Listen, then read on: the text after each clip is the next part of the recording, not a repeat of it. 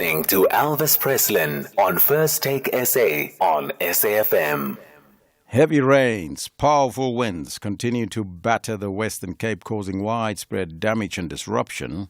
The intense weather system, part of a series of cold fronts, have made landfall over the weekend.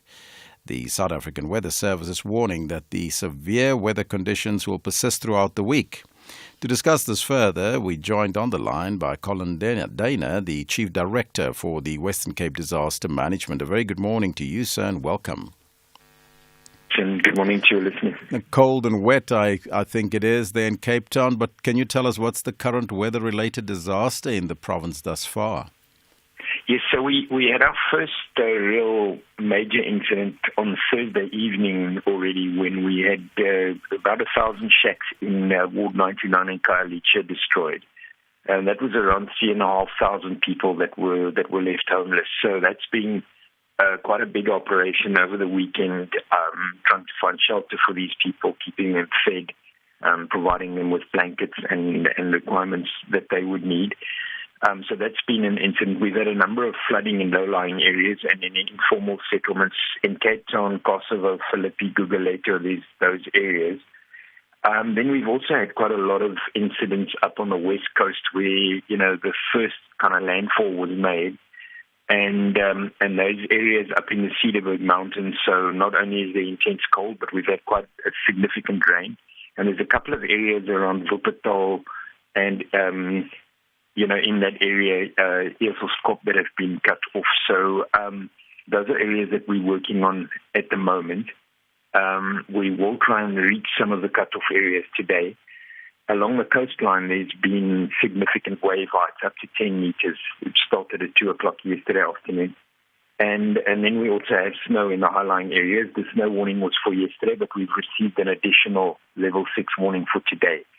So it's, it really is a range of different things that we're having to deal with. We also had some hail in some areas. It hasn't caused extensive damage, but of course, it is a major risk. And on top of that, given the heightened fire danger in areas like the Garden Route district and severe weather warnings across the Western Cape, how are you as the Disaster Management Centre prioritizing resources and strategies to mitigate the potential risk? Yeah, so it's never something that you'll be able to say you're 100% ready for because of the different dynamics. But what I can say is, this is the fourth major flooding incident we've had since June last year. So there is a very good organization. We set up all our operations early on Friday. And we brought in all the stakeholders. So it's a very a big range of stakeholders. It's all the rescue services, the traffic control. It is humanitarian assistance we get from government as well as NGOs. Even our education department, agriculture, they all get in, and everybody looks at their components. So we try and manage it. We call it our incident command system. So we try and manage it in a way that everybody focuses on a specific area, a specific component of the disaster, and that's sort of like the way that we're able to deal with these. To prevent misinformation from impacting response efforts, what steps are being taken to ensure accurate and timely information reaches affected communities, and what measures are being implemented to combat false social media posts that may cause panic? Yeah, obviously, unfortunately, social media is a very difficult thing to manage because people would just take one picture and post it, and it then becomes a problem for us to try and either disprove it or verify it. So what we try and do is we try through our various platforms that we have, and the information that we only use the verified information we get in our joint operations meetings. But then we have our different communicators in the municipalities as well as in the departments. One of the things, for example, that we do is our Premier, for example, was on radio this morning also providing information. So we just try to create a credible kind of resource for people to get their information from. But in saying that, it's always a problem if somebody comes around with pictures. Sometimes I've even seen pictures of not even in this country, and then people have said that they've photographed it somewhere. So, we try as much as we can to provide us the credible information. Just briefly, for people that need your services, where can they get hold of you? Yeah, look, the important thing is we are the coordination resource, so we don't have a specific emergency number. We work with the different agencies, but it's important for everybody in there where they stay to know their own emergency number, and then 10177, and then also the 112 numbers or the numbers. If you phone those numbers, you will get the kind of help from an emergency perspective that you require. All right, I thank you so much, Colin Dana, the Chief Director for Disaster Management in the Western Cape. First Take SA, 5 to 6 a.m. A fire at the National Hospital in Bloemfontein has led to the evacuation of over 80 patients. The Free State Department of Health says no fatalities or injuries were reported following the weekend fire, which is currently under investigation. For the latest on this, we join on the line by the Free State Health spokesperson, Mondli Mvambi. A very good morning to you and welcome. Good morning, Presley. Elvis to you and all your listeners. Can you confirm the extent of the damage caused by the fire and whether any hospital facilities or equipment were affected by this? Well, a preliminary investigation by last night up to this morning we're not showing any extent serious damage to the infrastructure. But as it were, yesterday there was a lot of wind and there was a lot of smoke that infiltrated the various wards of the hospital. Just on the side of caution, we had to evacuate all the 83 patients that were in the hospital safely to various hospitals around the province, just to make sure that there's continuity of care. And that no life can be lost or any injury, experienced as a result of this incident. At this point in time, do you know what caused the fire? It's probably people that were smoking outside because when I went there before the area could be cordoned off, taken over by SAPS for their own investigations. I saw that the trees that were around the pediatric ward had bent from bottom up. So it's probably the cause of fire, but investigations will certify the real reasons why the fire got started and affected the entire hospital. There were very heavy winds yesterday. It was extremely cold as well. So it's probably that external, but we are certain that it was not anything that was from inside the hospital itself. Are there any leads or suspects at this point in time? Well, there are no leads, no suspects at this point in time, but the investigators will ascertain that just to make sure that we know even into the future as to how we can avert such incidents from occurring. And the damage report, I presume it's a little bit early to tell, but has a large part of the hospital been affected?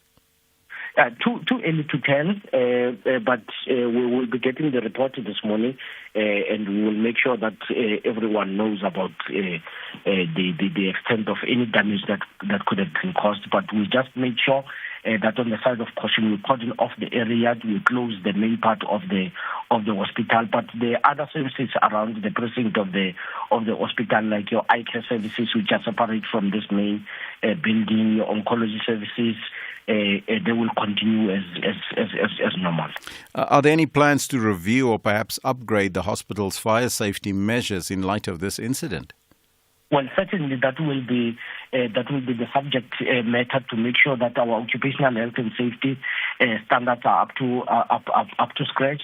But what we are happy with what we have seen, because as early as yesterday midday, when we were assessing the environmental reports about disasters that are occurring around the Free State at this point in time, all our hospitals were alerted to activate their hospital disaster plans, and this part of the hospital also activated their disaster plan. When this incident occurred, they were already on the alert.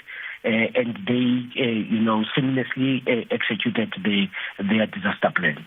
And just finally, just an update, how will the hospital now manage the care and treatment of the evacuated patients in the interim in the other hospitals? Well, we just made sure that as from last night, the files of those patients were sent to where they are, and we account for each and every patient. We know who is where and what kind of care they are receiving. But also as to the next of kin, we have just made sure that we avail an office that will be giving them updates about where their next of kin are. And if I can give you the number is 051 403 9869. I repeat it, 051 403 9869. If you don't know where your next of kin is, you can ask this number. They will tell you exactly where your patient is. We are satisfied that everybody else who had to be taken to any level of care, including maternity patients, were taken to the appropriate places for the continuation of their care. I thank you so much. That was Free State Health spokesperson Mondli Mvambi. And that's where we got to end it for today. Thank you so much for all your comments. We can't get to most of them. From the team this morning, Tapelo Sibanyoni and Tracy Boomgard, our senior producer Ronald Piri, technical producer Kagiso Butloko, and executive producer Vutsila Kotamel. Elvis Preston will see you tomorrow morning, same time, same place. Ciao for now. Arrivederci.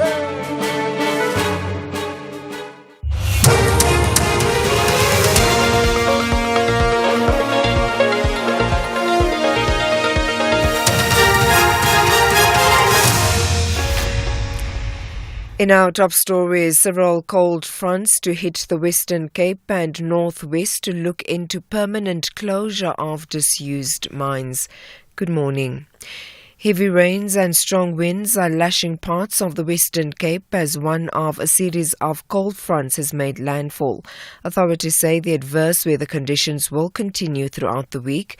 There is snow in the Matroosberg Nature Reserve. Due to the inclement weather, electricity outages have been reported in Belhar, Rosenville, Talbach and in areas on the Cape West Coast.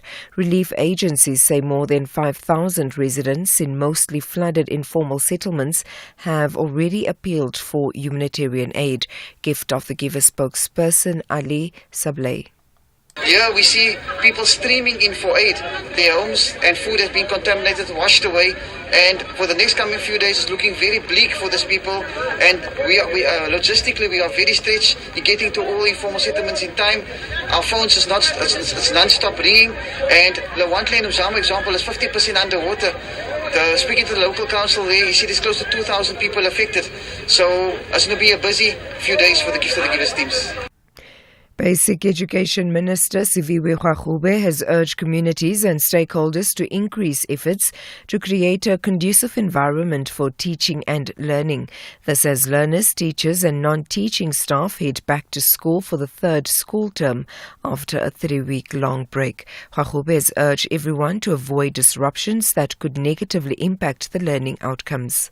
We know how critical this term is, and as it is the final one before learners sit for their final exam in the last term. We are asking communities to aid us in making sure that learners are at school and that we make sure that we utilize the short term to ready them for these critical exams. And we cannot do this alone as the department. We can only do it with the assistance of stakeholders, of SGBs, of parents, in ensuring that learners are in classrooms with teachers and they're receiving the quality education that they need. The Northwest Department of Community Safety says they'll engage with the Department of Mineral Resources to look into permanently closing all disused mine shafts as a permanent solution to illegal mining in the province. The SAS police in the province opened an inquest docket following the death of 4 members of the South African National Defence Force. The members were deployed on a 24-hour shift at a dormant mining shaft in Orkney, which has been a hotspot for illegal mining as part of Operation Valamgoti. The deceased members were found inside a container structure which was used as a guardhouse, with their rifles on them and their personal items still with them. MEC for Community Safety Wessels Murweng elaborates. We are going to embark on a process of engaging the Minister of Mineral Resources to make sure that the process of permanently closing this shaft, we get into that process right away as a permanent solution to this problem. The Bombela operating company has assured its Gautrain passengers that its services will not be disrupted by the planned strike action by its employees affiliated with the National Union of Metal Workers of South Africa. The company says it has implemented contingency plans to ensure Gautrain customers are not affected by the planned strike. NUMSA members at the company will embark on a protected strike from this morning. This after wage talks deadlocked on the 11th of last month. The striking workers are demanding a 13% wage increase, 60% medical aid contribution and housing allowance of 2,000 rand a month. NUMSA spokesperson Pagamile Hlubi Majola says the workers are also demanding bonuses. And of course our members are also demanding bonuses. They want the same bonuses that the BOC management has given themselves.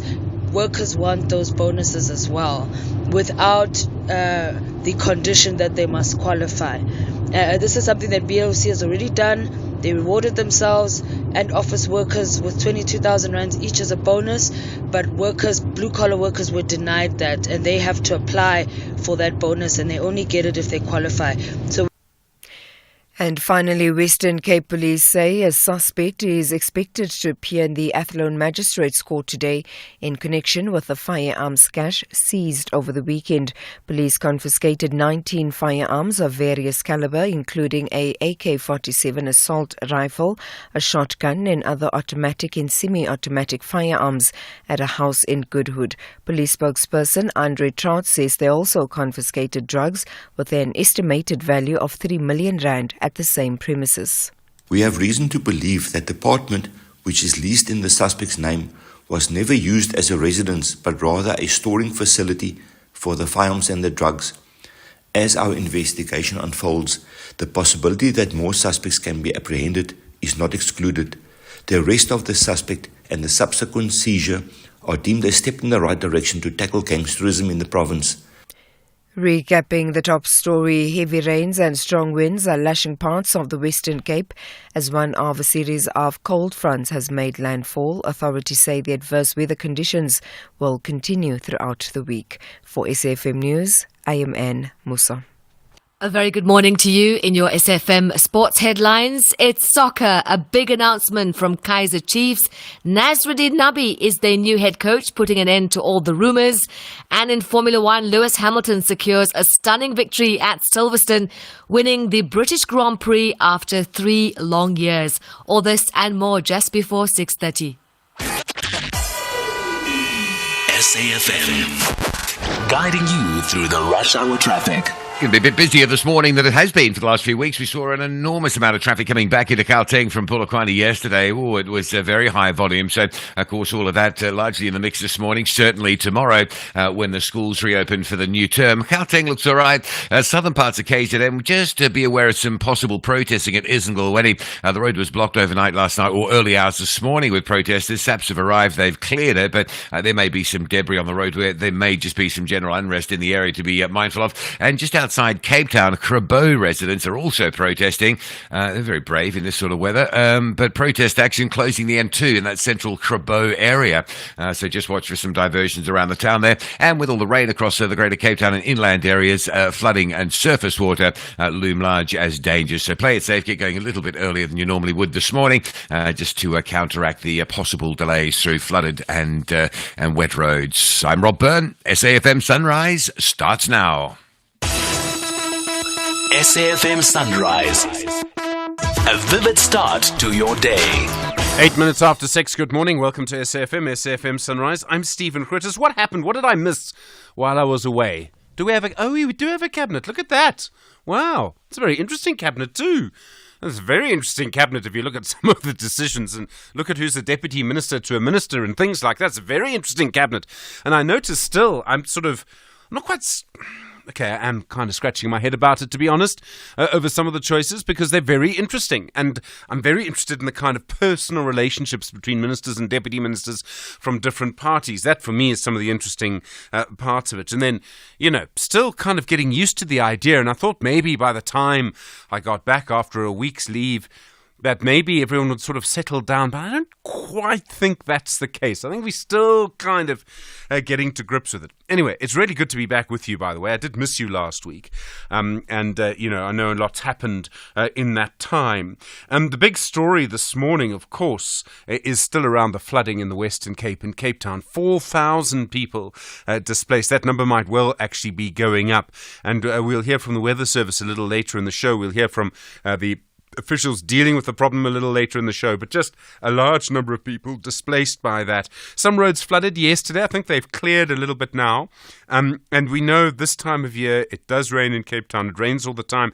And I think one of the problems is, and this is, if I had to pick sort of 4 or 5 consistent themes that we've done, things we keep coming back to in this show over the last sort of 6 years that we've been doing it probably urban migration, moving into cities and no accommodation's got to be one of the sort of things we've talked about the most, because it is so important, it's very interesting, but it's also having such a big impact on people's lives. And you see this when you have flooding. When you have flooding in Cape Town, when you have flooding in KwaZulu-Natal in particular, you see the impact of this, because there's no housing for people. And what are they supposed to do?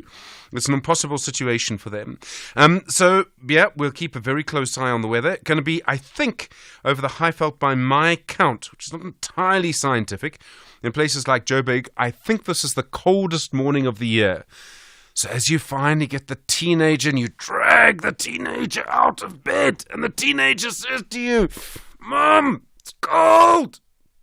They're not wrong, okay? I mean, I know they're normally wrong, especially at that time, but they're not wrong this morning.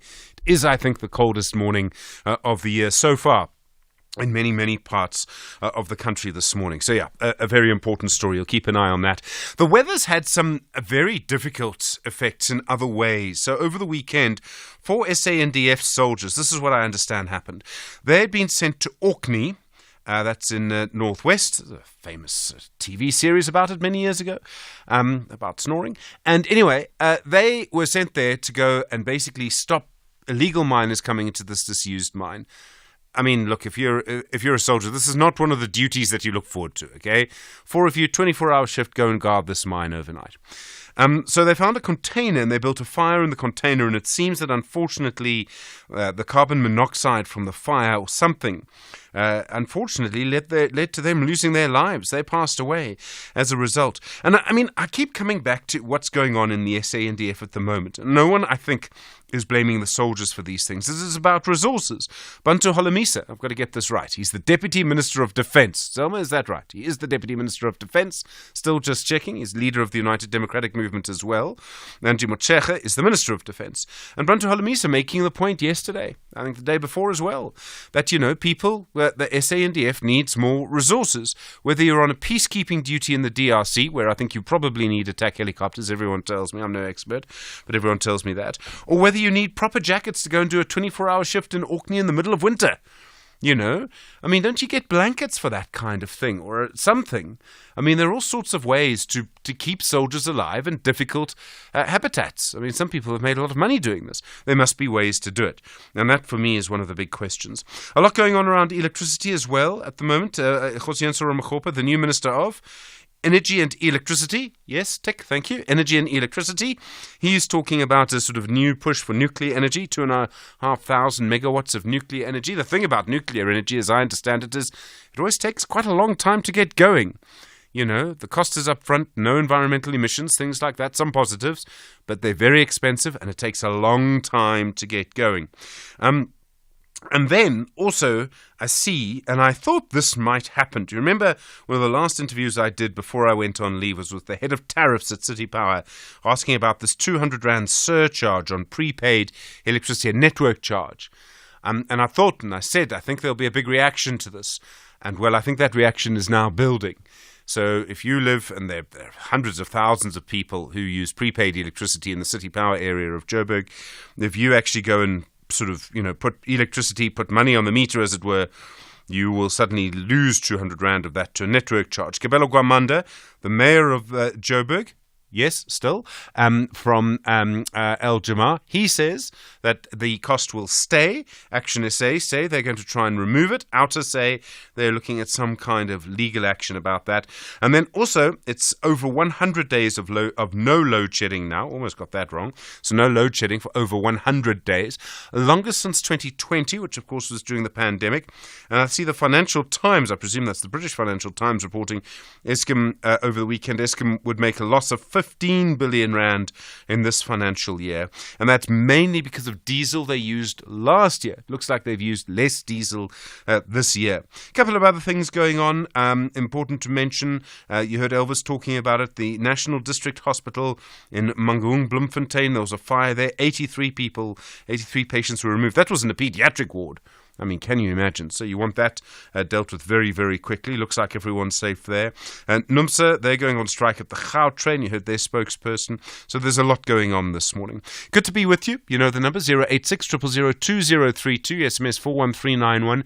You tweet us here from radio and at Stephen Curtis. Send your WhatsApp voice notes to 0614 104 107. Good morning. It's 14 minutes after 6. It's Monday morning. And I'm still Stephen Curtis. In South Africa, 1 in 5 children under the age of 13 is overweight or obese. Sign a petition to demand strong warning labels on unhealthy packaged food. And don't forget to catch the next episode of Chew on This at healer.org on Thursday, 27 June from 3 p.m. Young people tell us how big food companies are feeding them lies. It's Truck Month at Ford, and that means one thing. You save big when you upgrade to a 4x4. For a limited time only, get a Ford Range of 4x4 from only $8,599 per month. Visit your nearest Ford dealer to get the best deal on a Range of 4x4 from only $8,599 per month with free 4x4 driver training. TNCs apply. Can you flex your musical skills? Fuse together the traditional music beats and mix them with modern sounds. Listen up. If you are a Maskandi, Skatamiya, Afrofusion or Umbankanga artist, the brand new show Ushuni Womhlaba is looking for you. Auditions are coming to your city. Gauteng, 22 to 23 June, Mai, Eastern Cape, 29 to 30 June, Lusikisiki Health Resource Center, Mpumalanga, 6 to 7 July, Emalahleni Civic Theatre, KZN, 13 to 14 July, The Playhouse Company. Auditions start at 8 a.m. Ushuni Womhlaba, proudly brought to you by SABC1. Zanzi, for sure. The Daily News Diary on SAFM. And Musa, good morning. How are you doing? I'm well, thank you. Welcome back. How are you doing? Thank you. Yes, all right, thank you. One or two Great. things seems to have changed while I was gone. We have a new Minister of Communications too, I think. We do. Yes. We have a cabinet. Everything is, seems on track. Looking forward. Sometimes you have to be gone for a little while for things to come right. Oh, wow, Stephen. What's coming up today? Well, cold conditions across the country, weather warnings, emergency services personnel, as well as disaster management on high alert to respond to any emergencies, with the South African Weather Service issuing severe weather warnings for intense cold weather across the country. Adverse weather conditions in the Western Cape, where more than 5,000 residents, mostly in informal settlements, affected, as well as a cold spell, including strong winds in the Free State, with parts of the Eastern Free States experiencing felt fires that were fanned by the strong winds. NUMSA has served Gautrain with a notice to strike and warning Gautrain commuters that services may be interrupted today, and the operating company, Bombela, however, saying that they have contingency plans in place to prevent any disruptions.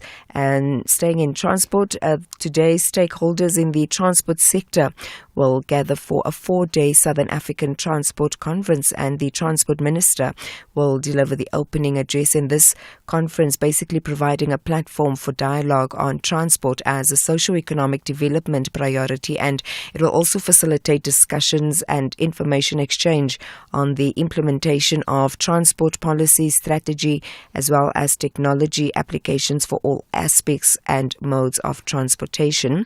In KwaZulu-Natal, disgruntled workers from the expanded public works program are set to picket outside the Durban City Hall today. And last week, the eThekwini municipality announcing that it cancelled the expanded public works program, stating that it cannot afford the about to over 200 million rand it needs to sustain the 6-month contract program, which employed thousands in the city. Sure, that's a big move, eh? It's a very big move. It is. And a fire at the National Hospital in Bloemfontein that led to the evacuation of over 80 patients yesterday. The latest developments regarding that, and humanitarian aid organisation Red Cross has lent a helping hand. Yeah, no, very serious story there. Thank you very much indeed. And Musa will be listening on the radio 19 minutes after 6. Stephen Grootes on SAFM. Let's have a look at your weather around the country this morning. Well, plenty of warnings about the cold, wet and windy weather, so just be aware of that, particularly in the Cape Town area.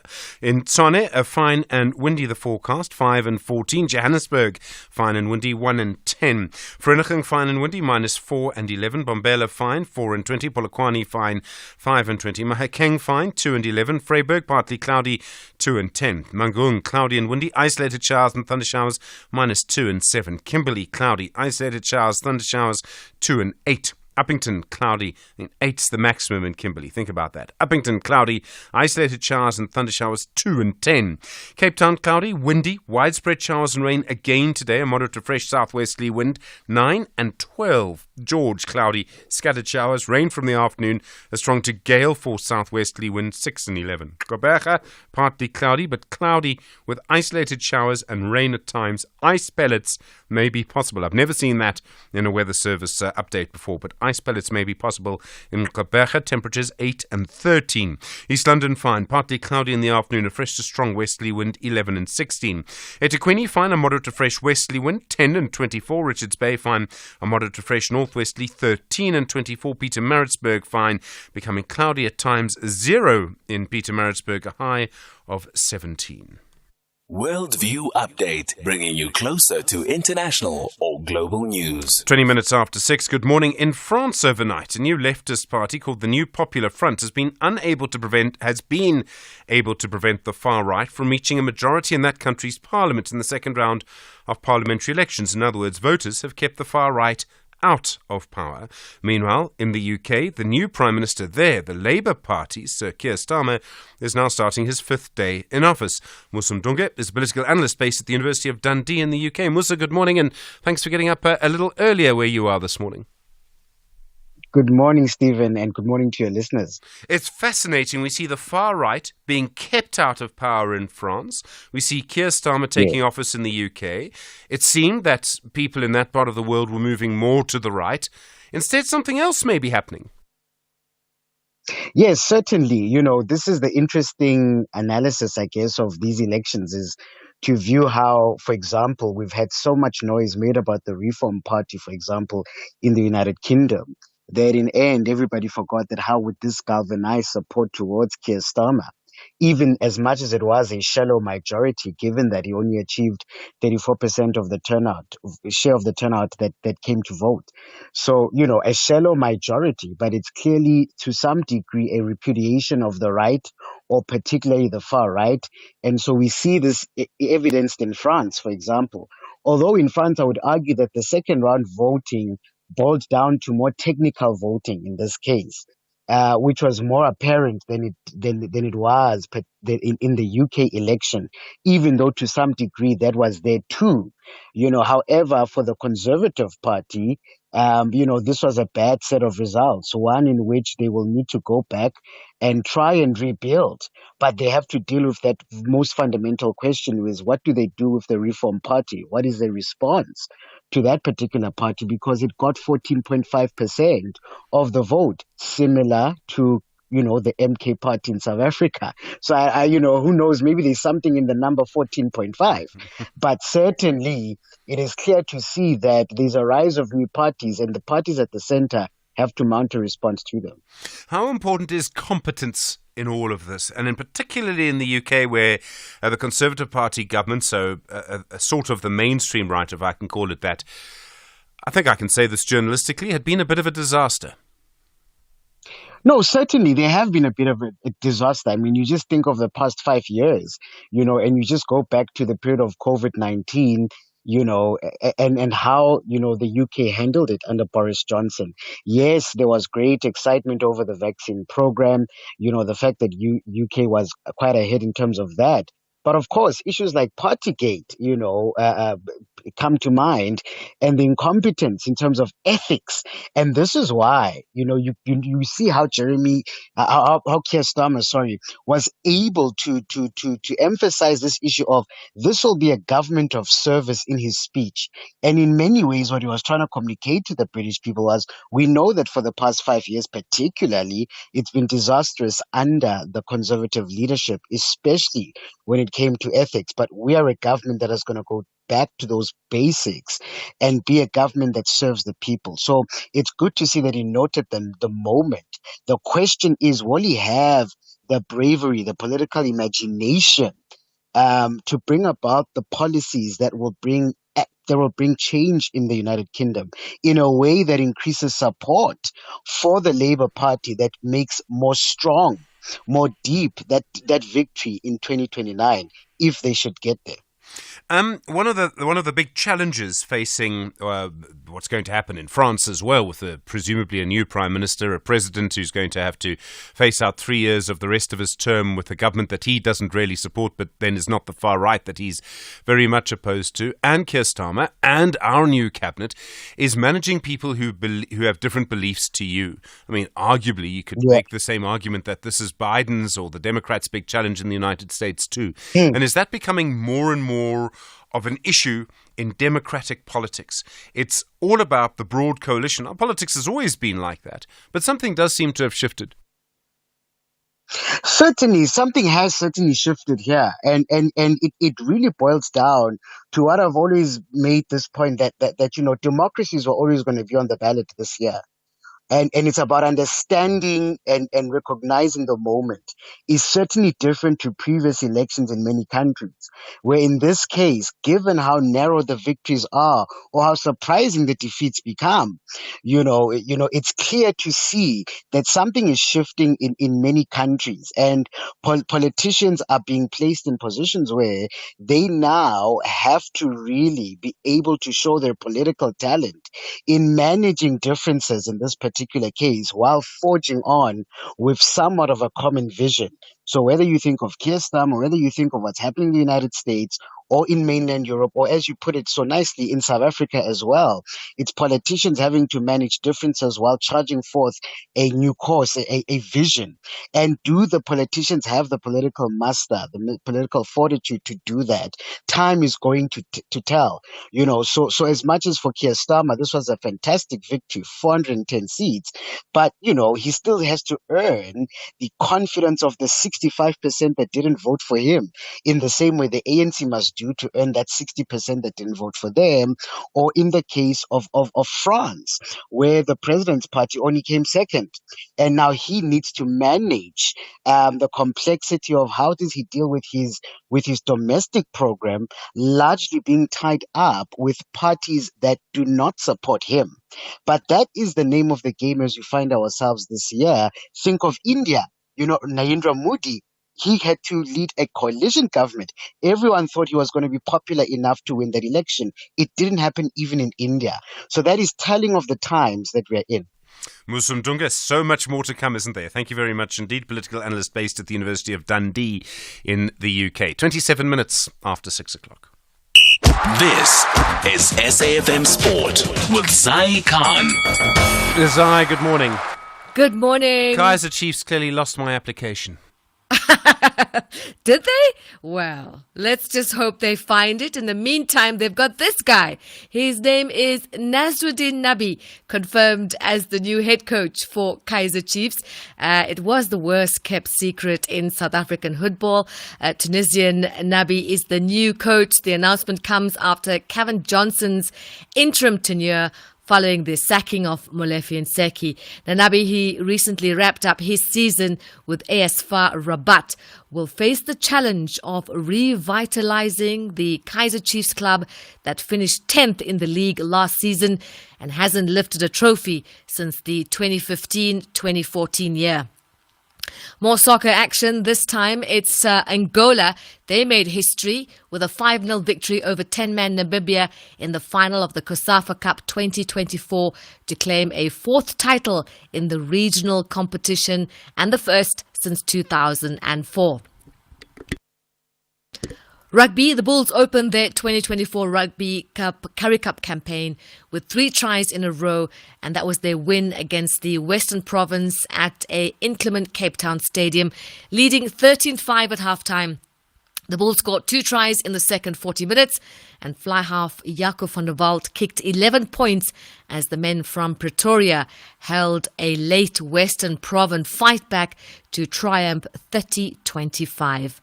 Onto golf, and Ben Campbell of New Zealand roared back from 3 shots down on the final 2 holes to defeat the American John Catlin in a playoff to win the Asia Tour's International Morocco Series title. Campbell eagled 17, then birdied 18, while Catlin missed a winning putt on the final hole to force the pair to a playoff tied at 15 under. The player finishing top of the International Series table at the end of the season will receive a full-time place, and that's in next year's Live Golf Tournament. And cycling news, the Frenchman Anthony Turgis has won Stage 9 of the Tour de France. That's on the white gravel tracks through Champagne Vineyards. British rider Tom Pidcock was second after tailing Turgis, but looked to be slightly blocked as he made a last gasp bid for the line ahead of the third place Derek Geese of Canada. Overnight leader Tadej Pogačar attacked several times on the run, including a dusty gravel for the first time in the race, but finished alongside his rival. That's the title for Remco Evenepoel and Jonas Vingegaard. And that's a wrap of your sport. We'll bring you more on Sunrise, top of the hour. I'm Zai, thanks very much indeed. In a moment, we'll hear more about e-hailing. Bolt has removed 6,000 drivers from its platform permanently. Is that fair? That's next. You're with SFM leading the conversation. Good morning at 6:30. Good morning. In the headlines, humanitarian aid organisation the Red Cross has lent a helping hand to 83 patients that were evacuated at the National District Hospital in Bloemfontein yesterday after a fire broke out. The fire reportedly started outside the paediatric ward and then spread to the first and second floor of the hospital. Heavy rains and strong winds are lashing parts of the Western Cape as one of a series of cold fronts has made landfall. Authorities say the adverse weather conditions will continue throughout the week. And France faces political uncertainty after the second round of parliamentary elections gave none of the blocs an outright majority. The left-wing coalition, the New Popular Front, has taken the most seats. I'll have details on these and other stories at 7. SAFM, guiding you through the rush hour traffic.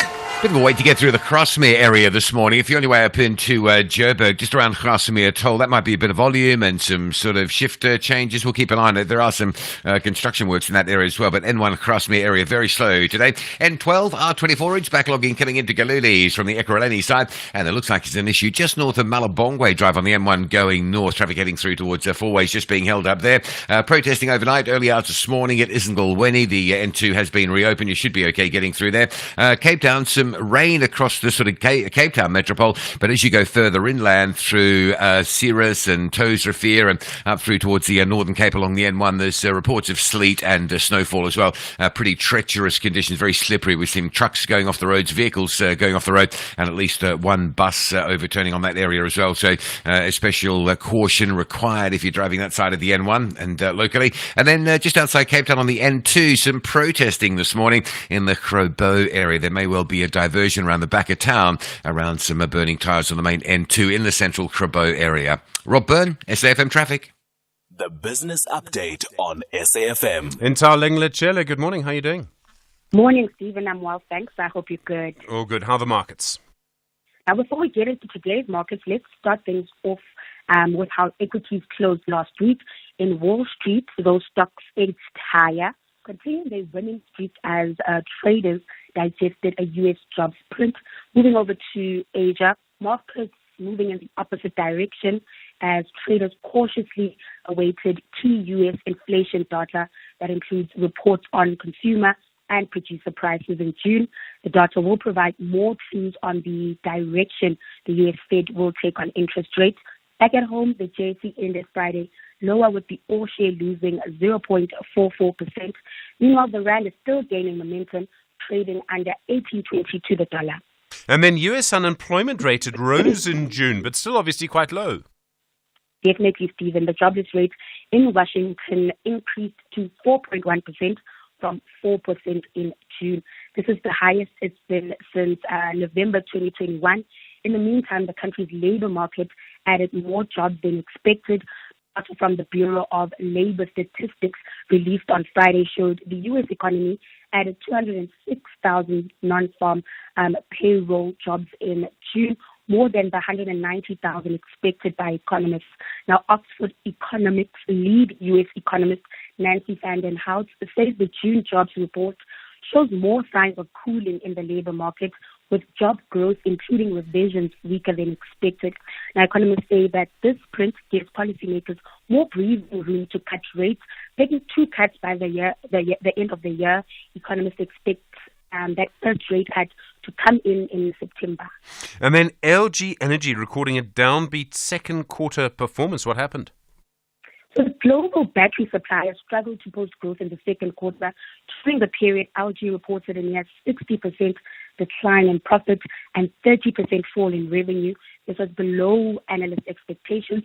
Now, the supplier to automakers, including Tesla and General Motors, has been struggling with slowing sales of electric vehicles and a drop in lithium prices tied to its selling prices.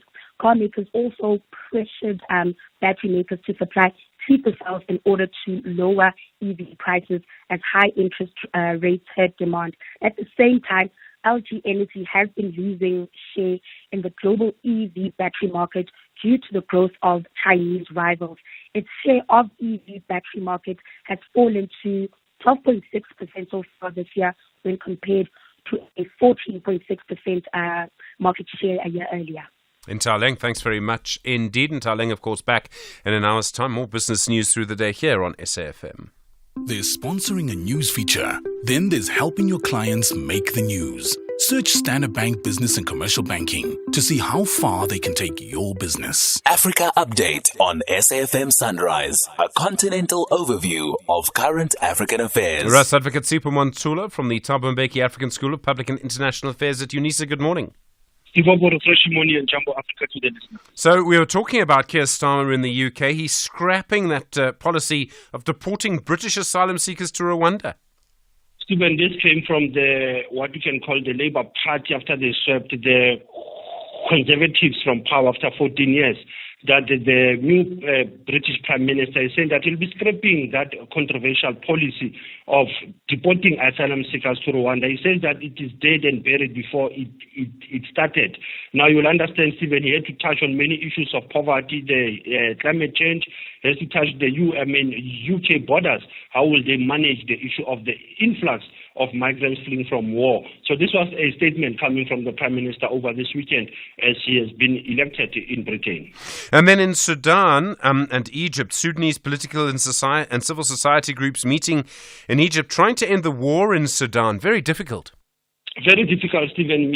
One will say that the US-Saudi mediated talks has failed. Now, the meeting in Cairo, Stephen, included the AU, the United Nations, the European Union, the Arab League, as well as the former Prime Minister Abdallah Hamdok and Malik Agar from the Sudan Revolutionary Front. It was an important meeting, Stephen, as they've started to meet to end the conflict that is in North Sudan, which has killed more than 14,000 people and wounded 33,000 and almost 11 million people forced to flee their homes. So one can look at this peace process as Cairo as an opportunity, despite that the warring parties did not attend from the Rapid Support Force as well as from the Sudanese army.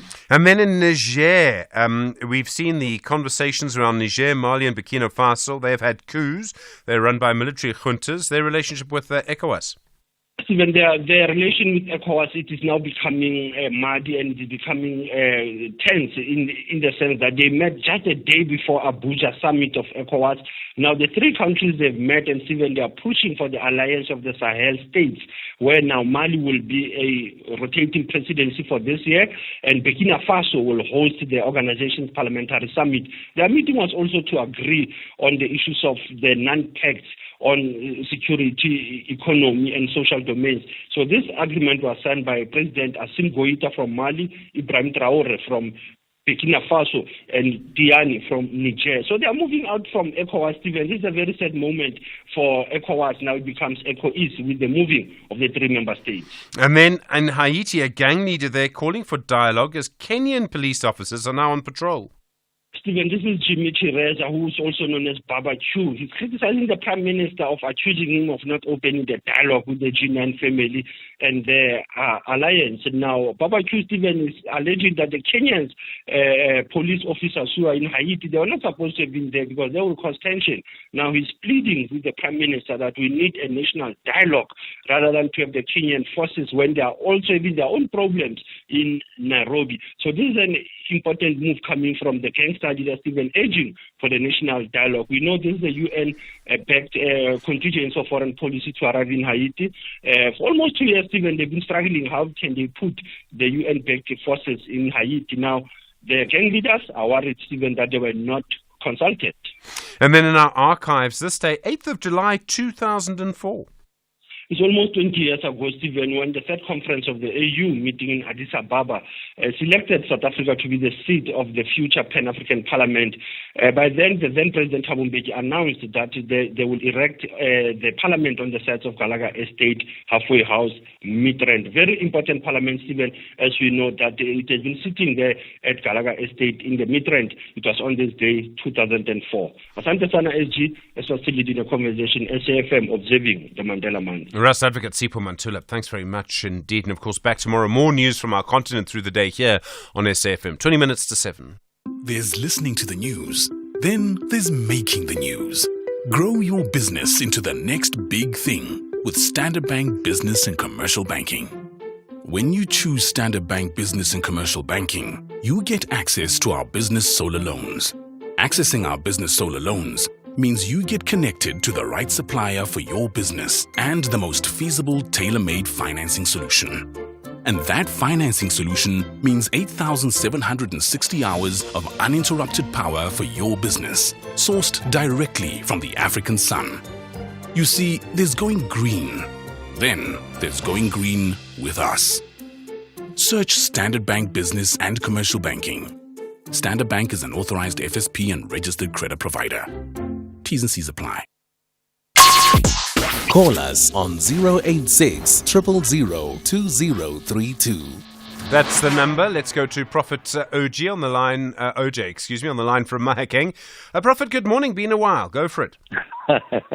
Good morning, Steve. I'm saved by the blood of God, Jesus Christ. Steve, man, look, I'm a bit confused here. My little understanding is that when you say government, we mean the legislature, the judiciary, and lastly the executive. So when we talk about government of national unity, to me, the legislature was enough to accommodate all political parties who made a number, some one number, some two, some three, into the legislature. They will still be accommodated in committees. Now, to take them all and accommodate them into a cabinet to make it so big, to me it's a worry because we have been trying to cut expenditure on other areas of running the state. Now, when it comes to the cabinet, we increase. And you can imagine how much we spend on one minister per month, on one deputy minister per month. I think what could have happened, because the other thing that confuses me is that some of the parties which have been or who have been fighting the big size of the cabinet, they have now agreed to be part of the very thing they've been opposing. The last thing, how would these parties now, because we know their nature to be opposition parties, now they are in the government of national unity, will they still have the backbone and they stand to oppose.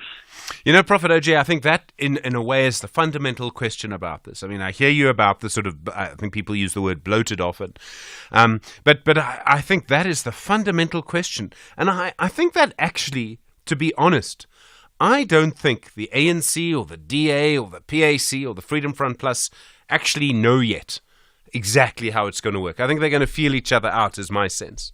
Listen to this, Steve.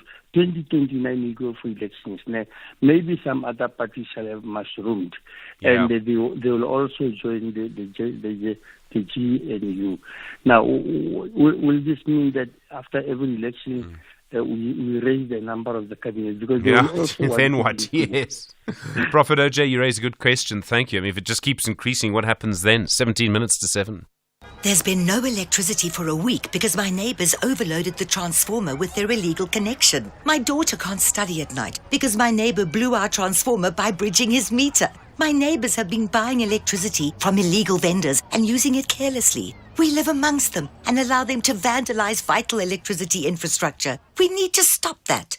Report illegal connections to Eskom on 0800 112722 or the SAPS. Save your transformer. Save lives. And we will buy 500 cars and we will buy 500 more. Just to be the one who buys your car will come to you and offer more. We buy cars, we buy cars.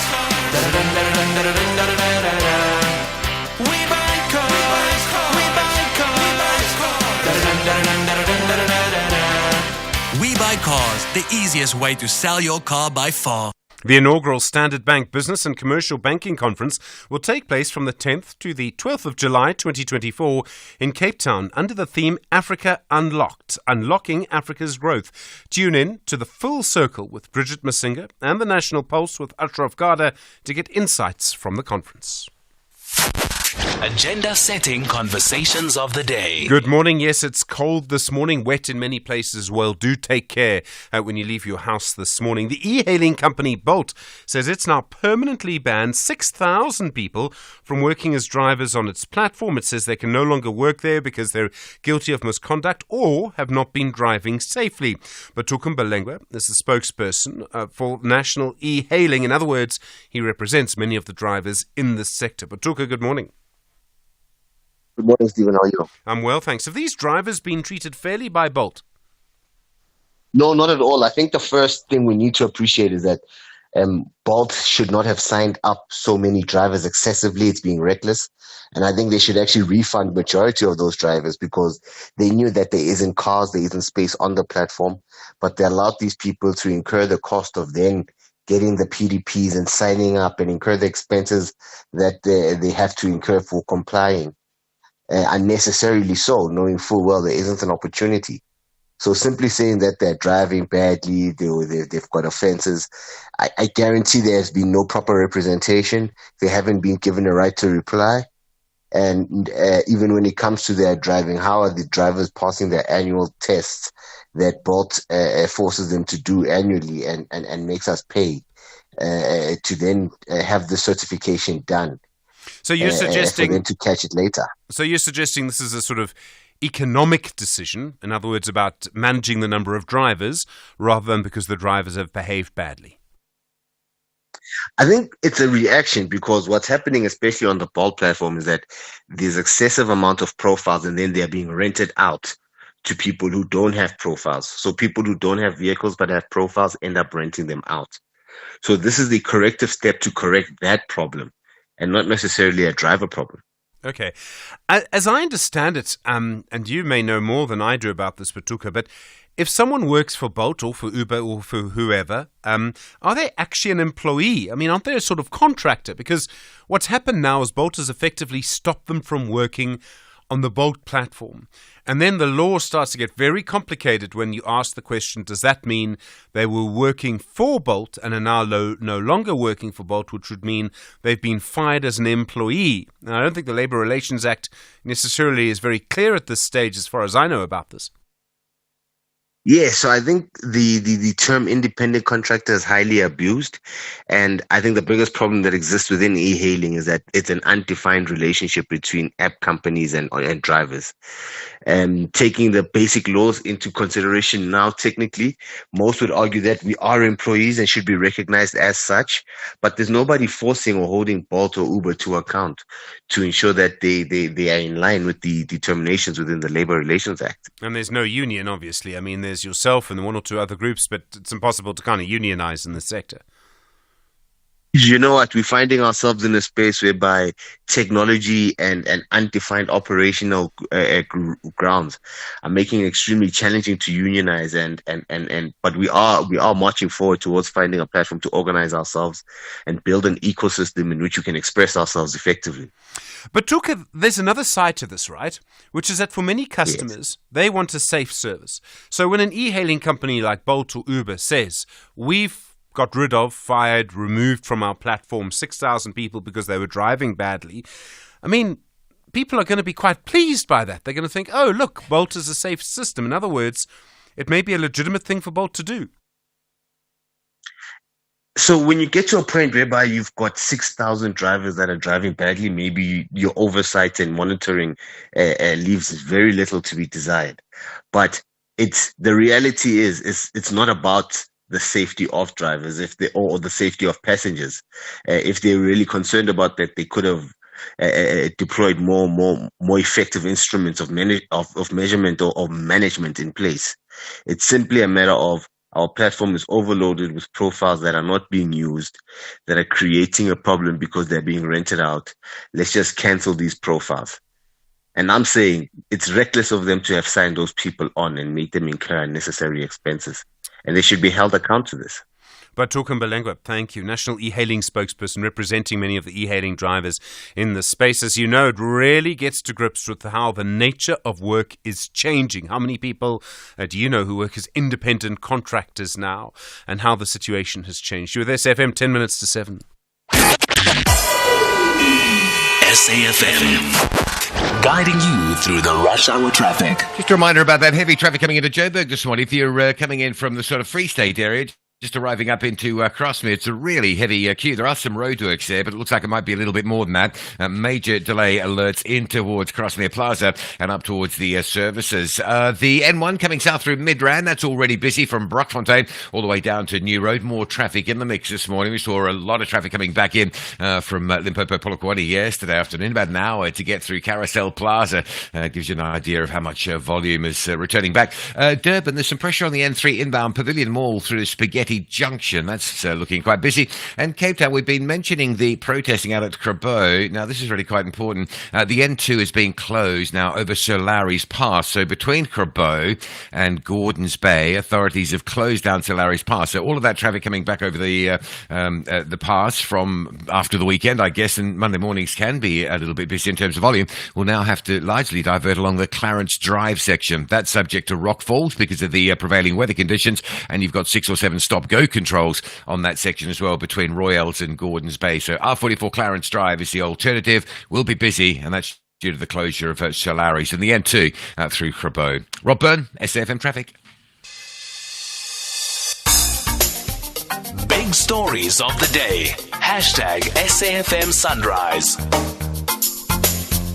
9 minutes now to 7. The time, you know the number, 086 000 2032. Still conversations this morning, I think, about the new cabinet, about the electricity surcharge being imposed by City Power in Joburg, load shedding, and the fact we haven't had it, one of the big stories still in many different ways. Police in Northwest say they've now rescued 100 teenage boys from illegal initiation schools in that province. Officials and traditional leaders have been inspecting schools and verifying their credentials. You know how big a problem this has been in Gauteng and in the Eastern Cape, not in some provinces it seems, but it seems this issue of illegal initiation schools is becoming worse and worse. Kgoshi Matupa-Mokoena is the president of the Congress of Traditional Leaders of South Africa. Kgoshi Mokoena, good morning to you, sir, and thank you for your time. Good morning, Stephen, and thanks for having me, leader. We've seen this problem becoming bigger and bigger. What kind of verification procedures have been instituted in Northwest? Have we seen more inspections by officials to try and stop illegal schools? Stephen, it's clear that there are some loopholes on how monitoring is done at our initiation schools. Here, fortunately, can we imagine, Stephen, that it was a tip off by one of the initiates who ran away from one of those illegal schools, who tipped the community to say, I ran away because of the treatment that we are getting there. Now, it is clear that we had to up our game. But I must say, Stephen, want to thank the police in Northwest, because after that incident was reported, they acted swiftly. Hence, some of those owners of those illegal schools were arrested. And it means we had to sit down as traditional leadership and owners, and our legislators, to see where can we close these gaps so that things like this don't happen.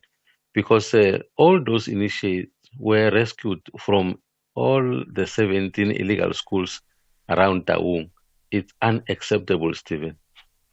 Incredibly brave for, I presume, a teenager, maybe a bit older than that, but to actually run away from a school like this and then blow the whistle, and clearly very upset and perhaps traumatized by what had happened. And this is the other question, is that some of these teenagers are being abused when they go to these illegal schools. Stephen, especially if the school is illegal, people are aware that whatever is happening there, no one will know about it. Hence, so many things, so many wrong things are happening up there. And as you ask, this is a very good question. It's up to us now to say, what is it that we need to do? I think, among other things, if some of those people can get harsher sentences, if law enforcement agencies can assist us and impose those harsh sentences, people will be scared and afraid to do this thing. People are thirsty to conduct these schools, knowing very well that what they're doing is illegal. But I wonder, where do they get this braveness to say, no, I'm going to do it regardless? As far as this young boy is concerned, really, I don't know. He deserves a bell, Stephen. This problem has grown in recent years in many, and there are probably many things happening here. There's an abuse of traditional practice. There's an issue around poverty, maybe, which is driving people perhaps to criminal acts. We can have a long conversation about that. There are various things. But there's also, it seems to me, a simple policing problem. In other words, people are not scared of the rule of law, and they're not scared of the police. And that also, I think, underneath this, as you and I have discussed before, people are scared to report these problems because the people who run these schools live in their communities. So there's an aspect of simple criminality to all of this. Stephen, a very good question, a very educated question, Stephen. The question here, if you get a tip-off that there is this crime that has been committed here, and as a police, you still demand that I must go and open a case before you can act. That's where the problem is. Hence, I am thanking the police in the Northwest, because they did not even wait to say, no, let's wait for someone to bring a case number and so on. Immediately, they got this tip off that there is something happening here. They jumped in and landed very heavily on those guys. Now, I so wish all police in all provinces can do exactly what was done by the Northwest Police. Indeed, Stephen, this thing, people have got a tendency of just doing it. Yes, they are aware that if their school is not known, they'll just continue doing as they wish. Can you imagine if this young boy was not brave enough to go and say, no, I'm going to ring the bell here, to ring an alarm here? This thing was going to continue. Hence, I want to plead with our law enforcement agencies, assist us. If they see someone being given to serve a long time in a prison, I can tell you many people will retreat and get scared. And some of these things are done by young boys, Stephen. I don't know for what good reason. Really, something must be done here. And as traditional leadership, we cannot escape the blame. We have to come up strongly as well to say the buck stop here. The thing of pointing fingers to say government must do this, some must do this, all of us, if there's a concerted effort by all of us, traditional leaders, parents, governments, we might nip this from the bud, Stephen. But really, it is a serious challenge, Stephen. Kgoshi Mokoena, sir, thank you for your time. Kgoshi Matupa Mokoena is President of the Congress of Traditional Leaders of South Africa. 7:02. At SFM Radio and at Stephen Grootes on Twitter. Sipo's on the line from Centurion. Sipo, hi, good morning. The Judiciary, go for it. Morning, Stephen. Yes, I've got a bit of concern with the Judiciary. I think sometimes the Judiciary is being used for political gains. I mean, if you look at the case of Ace Magashule and Brian Molefe, the cases were kept on getting postponement after postponement. Now, I don't think the law should allow this. I mean, if you charge someone as a prosecutor, you must have something concrete that you want to charge this person with. Now, I think there should be a cap that maximum 3 times or even 2 times when you go to court, when you get a court date, then you must go ahead with the case. Otherwise, the case must be thrown out with cost. Because I mean, it does go both ways, though, Sipo. I mean, I agree. I tend to agree with you, but I think it must go both ways, because what also happens in these cases is that the defence brings application after application to stop the trial from starting. Yes, I agree with you. It must be fair on both sides. I mean, if you have a look at the reputation of Brian, I mean, it's gone. And then what happened at the end? They just withdrew the case, and then life is back to normal for one side. But for Brian, his reputation is gone. Well, I mean, I don't know. People tell me it'll come back. I mean, this is the other thing. People always say that when they withdraw a case, don't they? So, yeah, he shouldn't have to make that decision, and the other parties they just live on with their lives. I mean, his family, Look, I mean, to be fair, I mean, I hear you, but I mean, I think his reputation. People also judged him by all of those calls to the Guptas. Do you remember? I mean, you're not wrong, Sipo, but I'm just saying. I mean, I've heard this thing of him saying he went to what's that tavern? The Saxon World Shabin. Yeah, I mean, it's a lie. He never said that. No, I know. This was promoted over and over in the media, and it was not true. So there was he was a serious target to tarnish his image for absolutely nothing. Sipo, I have heard you. We are going to have to run, I'm afraid. But my understanding is that there was evidence of the number of calls he made to the Guptas. So you're correct. He didn't say anything about a Shabin in Saxon World. All right, more to come, actually, on electricity in a moment. The latest on the flooding in Cape Town as well. You're with SFM leading the conversation. Monday morning, it is cold, it is wet. It's also 7 o'clock. Outsurance will go out of their way to try and save you money on your car insurance. If they can't, ask for 500 Rand. SMS out to 30754. Now that's good news.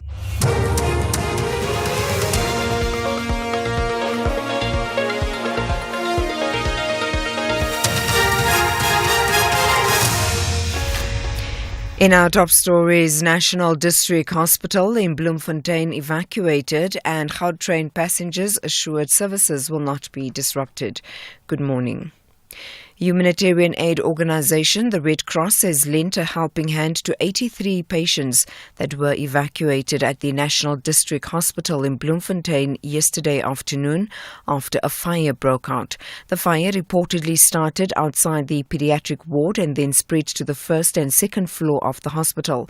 The main building of the hospital remains closed as police continue with investigations. No injuries nor fatalities have been reported. The Red Cross manager in the Free State is Claudia Mangwegape. We have blankets that will be providing to all 83 patients, and we will also be assisting in terms of hygiene packs as well, because as per communication with the Department of Health, nobody's allowed to go inside. So the patients have left all their belongings inside. Heavy rains and strong winds are lashing parts of the Western Cape as one of a series of cold fronts has made landfall. Authorities say the adverse weather conditions will continue throughout the week. Relief agencies say more than 5,000 residents in mostly flooded informal settlements have already appealed for humanitarian aid. Gift of the Giver spokesperson Ali Sableh. Here we see people streaming in for aid. Their homes and food has been contaminated, washed away, and for the next coming few days it's looking very bleak for these people. And logistically we are very stretched in getting to all informal settlements in time. Our phones is it's non-stop ringing, and Lawandle and Uzama example is 50% underwater. Speaking to the local council there, he said there's close to 2,000 people affected. So it's going to be a busy few days for the Givers teams. The Bombela Operating Company, BOC, has assured its Gautrain passengers its services will not be disrupted by the planned strike action by its employees affiliated with the National Union of Metal Workers of South Africa.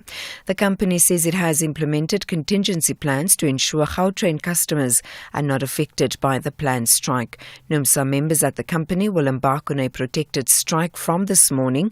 This after wage talks deadlocked on the 11th of last month. The striking workers are demanding a 13% wage increase, 60% medical aid contribution and housing allowance of 2,000 rand a month.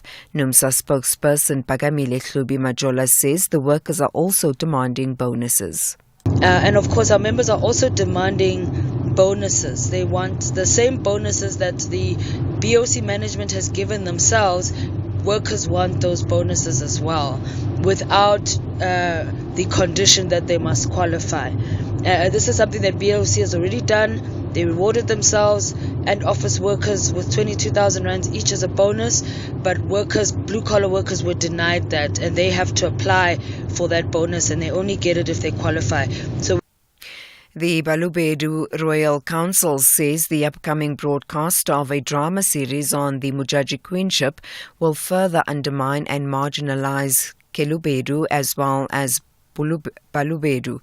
However, another royal council led by Regent Mpapatla Mujaji says it has given the green light to the production house to broadcast the series. The council led by Chief Gabriel Rasibutsa has approached the High Court in Pretoria to interdict the broadcast of the series titled Queen Mujaji. It's scheduled for broadcast next Sunday. The drama is believed to be about the reign of Queen Mujaji I. Chief Rasibutsa says they believe the series is full of historical inaccuracies. The court application is scheduled to be heard tomorrow. We went to court because we felt being undermined by the producers of Queen Mujaji series and also multi-choice. Because Balobedu Royal Council, we were not consulted, and also the Queen have not been consulted.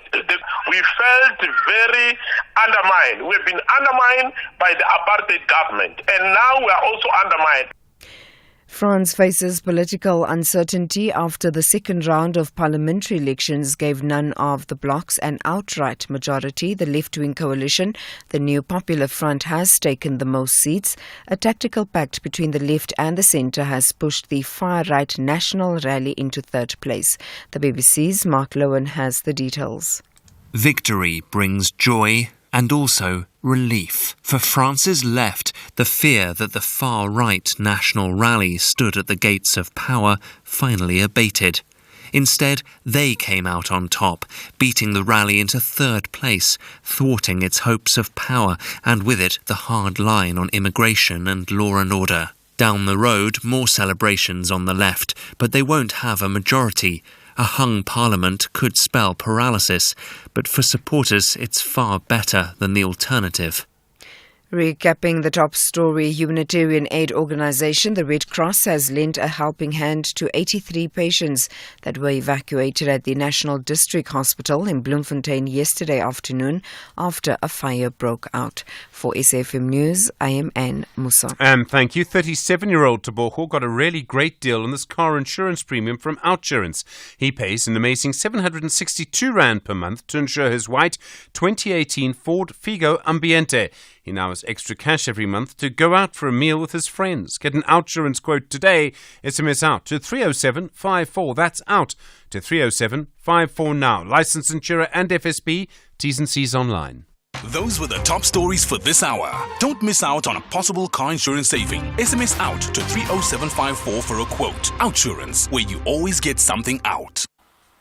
A very good morning to you in your SFM Sports Headlines. It's soccer news. Kaizer Chiefs making it official. Nasruddin Nabi takes the helm as the new head coach. And we have Wimbledon action where Coco Gauff and Emma Raducanu crash out. All this and more just before 7:30. SAFM, guiding you through the rush hour traffic.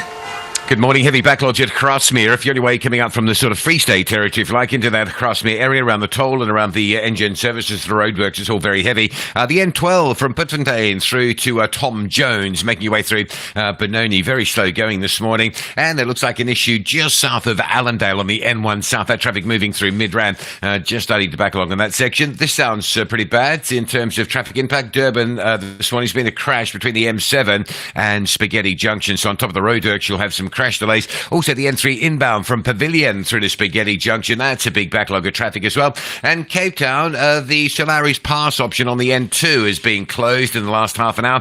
It's primarily due to protesting at Grabo. You may well effectively find the N2 closed between Gordons Bay and Bottrafia, and it'll reroute all the traffic through up to 6 or 7 stop-go controls along the R44 Clarence Drive. There's also some rock falls on that route with the rains as well, so just be aware of that. Solaris Pass closed, R44 the alternative routing. Rob Byrne, SAFM Traffic. SAFM Sunrise. A vivid start to your day.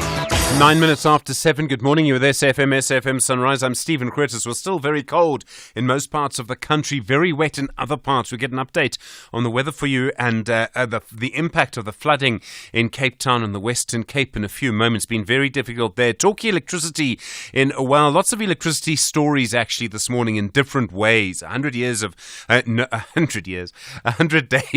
no load shedding on Friday. Listen to me. Goes for a week. Gets his years and days muddled up. 100 days of no load shedding on Friday, so 102, 103 days of no load shedding now. But that's kind of not the end of the story. Your mediated conversation in a little while from 8:30 this morning.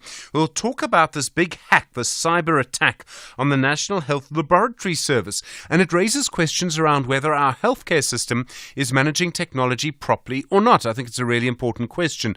We'll look at that this morning. And then also after 8 o'clock, we'll speak to the new Health Minister, Dr. Aaron Motsoaledi, who's Health Minister for a long time. He went to Home Affairs. He's back at Health now. We'll find out from him how he feels about it. Is it the same office? Is it the same chair? Has it been updated? What's it like? We'll ask him that. It's 10 after 7. Good morning.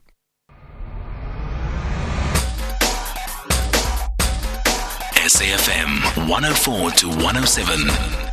Nationwide. Well, confirmation over the weekend from the new Minister of Energy and Electricity, Censorship, Ramakgopa, that the new coalition government will press ahead to get funding for a new nuclear power station. Ramakgopa told the Sunday Times they're now going to ask the National Treasury for the money. He says newer nuclear technologies can be deployed more quickly than in the past. We now have not had load shedding for over 100 days, but we still do not generate enough electricity to satisfy total demand on a sustainable basis. Professor Samson Mampwedi is head of the Energy Secretariat at Senedi and, as you know, a well-known energy expert. He joins us now. Professor Mampwedi, good morning. Even in the listeners. Is there a strong case for more nuclear energy in our situation? Looking at the fact that we have a ministerial determination that has got NERSA concurrent for 2,500 megawatts that was determined by the former Minister Mantashe. I think Minister Ramakgopa wants to latch on to that to ensure security of supply in the long term. You recall, Stephen, that we have the coal fleet which we need to decommission about 24,000 megawatts between now and about 2050 or so. In the beginning, it was we were supposed to have decommissioned it between now and 2030, and going forward, we then need to replace that with renewable energy and cleaner kind of sources of energy. And nuclear was determined as one of the cleaner sources of energy that is required to replace the 24,000 megawatts. However, the biggest issue in the past has been the cost and the pace, which was the issue when the Jacob Zuma administration wanted to procure nuclear. The NERSA tied on that when they did the determination for 2,500 megawatts. They indicated, however, that there is a need for us to do demand studies, looking at whether that will then inform us whether we really need the 2,500 megawatts. So while the minister is talking about bringing in, kickstarting that process, the process will not necessarily start at looking for funding. It will have to start at the demand studies that we will assist him with going forward. I mean, one of the real issues with nuclear is time. How long does it take nowadays to build a nuclear power station? I mean, this is possible to say because you have to do quite a lot first. Yes, there's quite a lot of work that needs to be done during the procurement process and all that. And it will take about 10 years or 8 to 10 years to build and bring it to commercial kind of flows where it can now start to be tested in terms of whether it can supply electricity to the grid. So if those are some of the things that need to be looked at when we conduct what we call the demand studies, because we need to then look at the time lag that it will take to build the nuclear power stations. We need to look at the cost. We need to look at whether at the particular time when we conclude the project to an extent that it can start feeding into the grid, will we need the 2,500 megawatts or will we need the nuclear new build, or we will be okay with the new generation capacity that will come in between now and the time at which we will be closing the project commercially. I suppose, and tell me if I get this right, Prof, but the thing about nuclear power is that a lot of the cost is up front. Once you've built it and it's up and running, is it a lot cheaper to run than a coal-fired power station? In other words, you've already got the fuel going, is the point. Yes, that's correct. So that's one of the advantages of the nuclear power station. The capital investment is high, but the cost of running is quite low. It's cheaper than the coal-fired power stations. It's even cheaper than the gas-fired power stations. And when it comes to the resource, South Africa has got about 7% of the global uranium reserve. So we've got the resource in the country. And as you know, nuclear energy has got quite a lot of energy that comes out of it. So with the 7%, we can go quite a long way. So it's got those advantages. If you look at the Quebec power station, for instance, at the moment, it's giving us the cheapest kind of electricity compared to also all forms of energy that we have in our energy mix. So those are some of the advantages. The disadvantage, though, is on the waste management side of things as well, because we for now there is no a cheaper way of managing the waste. That is why it costs a little bit more to maintain or to manage the waste that comes from the nuclear power stations. But South Africa has been managing this through the Quebec nuclear power station quite well. Professor Mampwedi, if we look at the sort of reality in which we find ourselves, so this is a long-term project, costs a lot of money. We have a coalition government. I'm sure this project from now would take longer than 5 years. So then, do you think it will happen? And is this one of the issues around our political situation, is that long-term projects may be a little less certain or secure than they were before the election? Yeah, so the main thing for me is the feasibility study, which will determine whether we really need it in the long term. Because if you look at the time lag that it takes, like you indicated, it will take maybe more than 5 years. At most we're looking at about 10 years.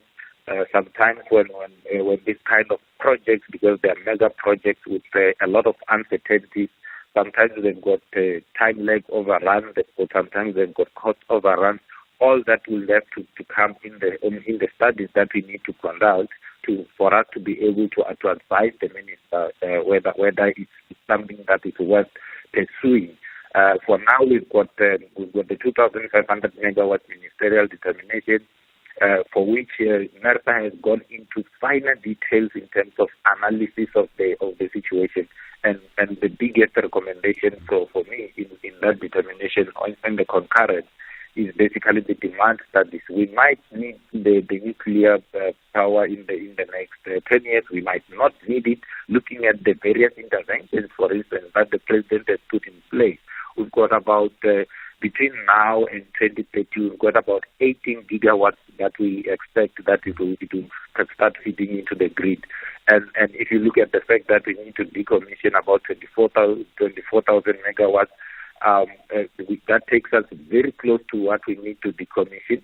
And then we need to look at things such as your ancillary services that we may need going forward, that we bring in more renewables into the picture. On the other hand, we've got close to 100 gigawatts that will come from supporting the hydrogen economy between now and 2050. And part of that power will also be used to offset some of the electricity that we need at national level. So we need to look at all those aspects and then be able to advise the minister as to whether we really need to go into this nuclear build program, or we can invest that money in other things such as your strengthening of the grid. For instance, as you know, we need about 400 billion rand to strengthen the grid, and the minister was working on a grid expansion kind of a proposal. So those are some of the things that we will have to look at and be able to advise the minister appropriately. Professor, thank you. Professor Samson Mampwedis, head of the Energy Secretariat at Seneri, energy expert, 19 after 7. Agenda setting conversations of the day. In Cape Town, around 4,000 people, I should say perhaps at least 4,000 people, have been evacuated from their homes after heavy rains lashed parts of the city and the area around the Western Cape over the weekend. Also, probably the coldest morning of the year in many parts of the Highveld. Places like Joburg go below zero. Lekgoggenolo Tobela is a meteorologist at the South African Weather Services. Lekgoggenolo, good morning. Thanks for your time. Thanks for having me. What led to this intense flooding? What was happening in the atmosphere and our weather patterns that led to this? We had a number of cold front systems making landfall over the southwestern areas since the late end of the week last week. So into the weekend, we had about two that made landfall over the Western Cape province for the past 2 days into the weekend. And these systems have brought about colder conditions. So what a cold front does, it brings about much more of the cold conditions, especially behind it. And then it starts some showers and rain ahead of it once it approaches the Western Cape. But once it makes landfall, then much more of the moisture is there, and prolonged much more of showers and rain seem to happen. Like what you've mentioned, the central and the western parts of the Western Cape province has been receiving much more of heavy rain, and with the rain then it's accumulating, results in some flooding conditions. But it's not only limited to the rain. We've also resulted in more of damaging winds and waves along the west and the south coast of the province. But now we also have some storm surge with above normal rising of the water and seas along the west and the south coast, spreading all over to the east coast, where it was touching areas just along the east coast of the Eastern Cape province, just around East London into Richards Bay. So it was mainly the cold fronts that are bringing about much more of the adverse weather. Are you expecting more rain like this in the Western Cape? I mean, could those areas that have been hit hard be hit again this week?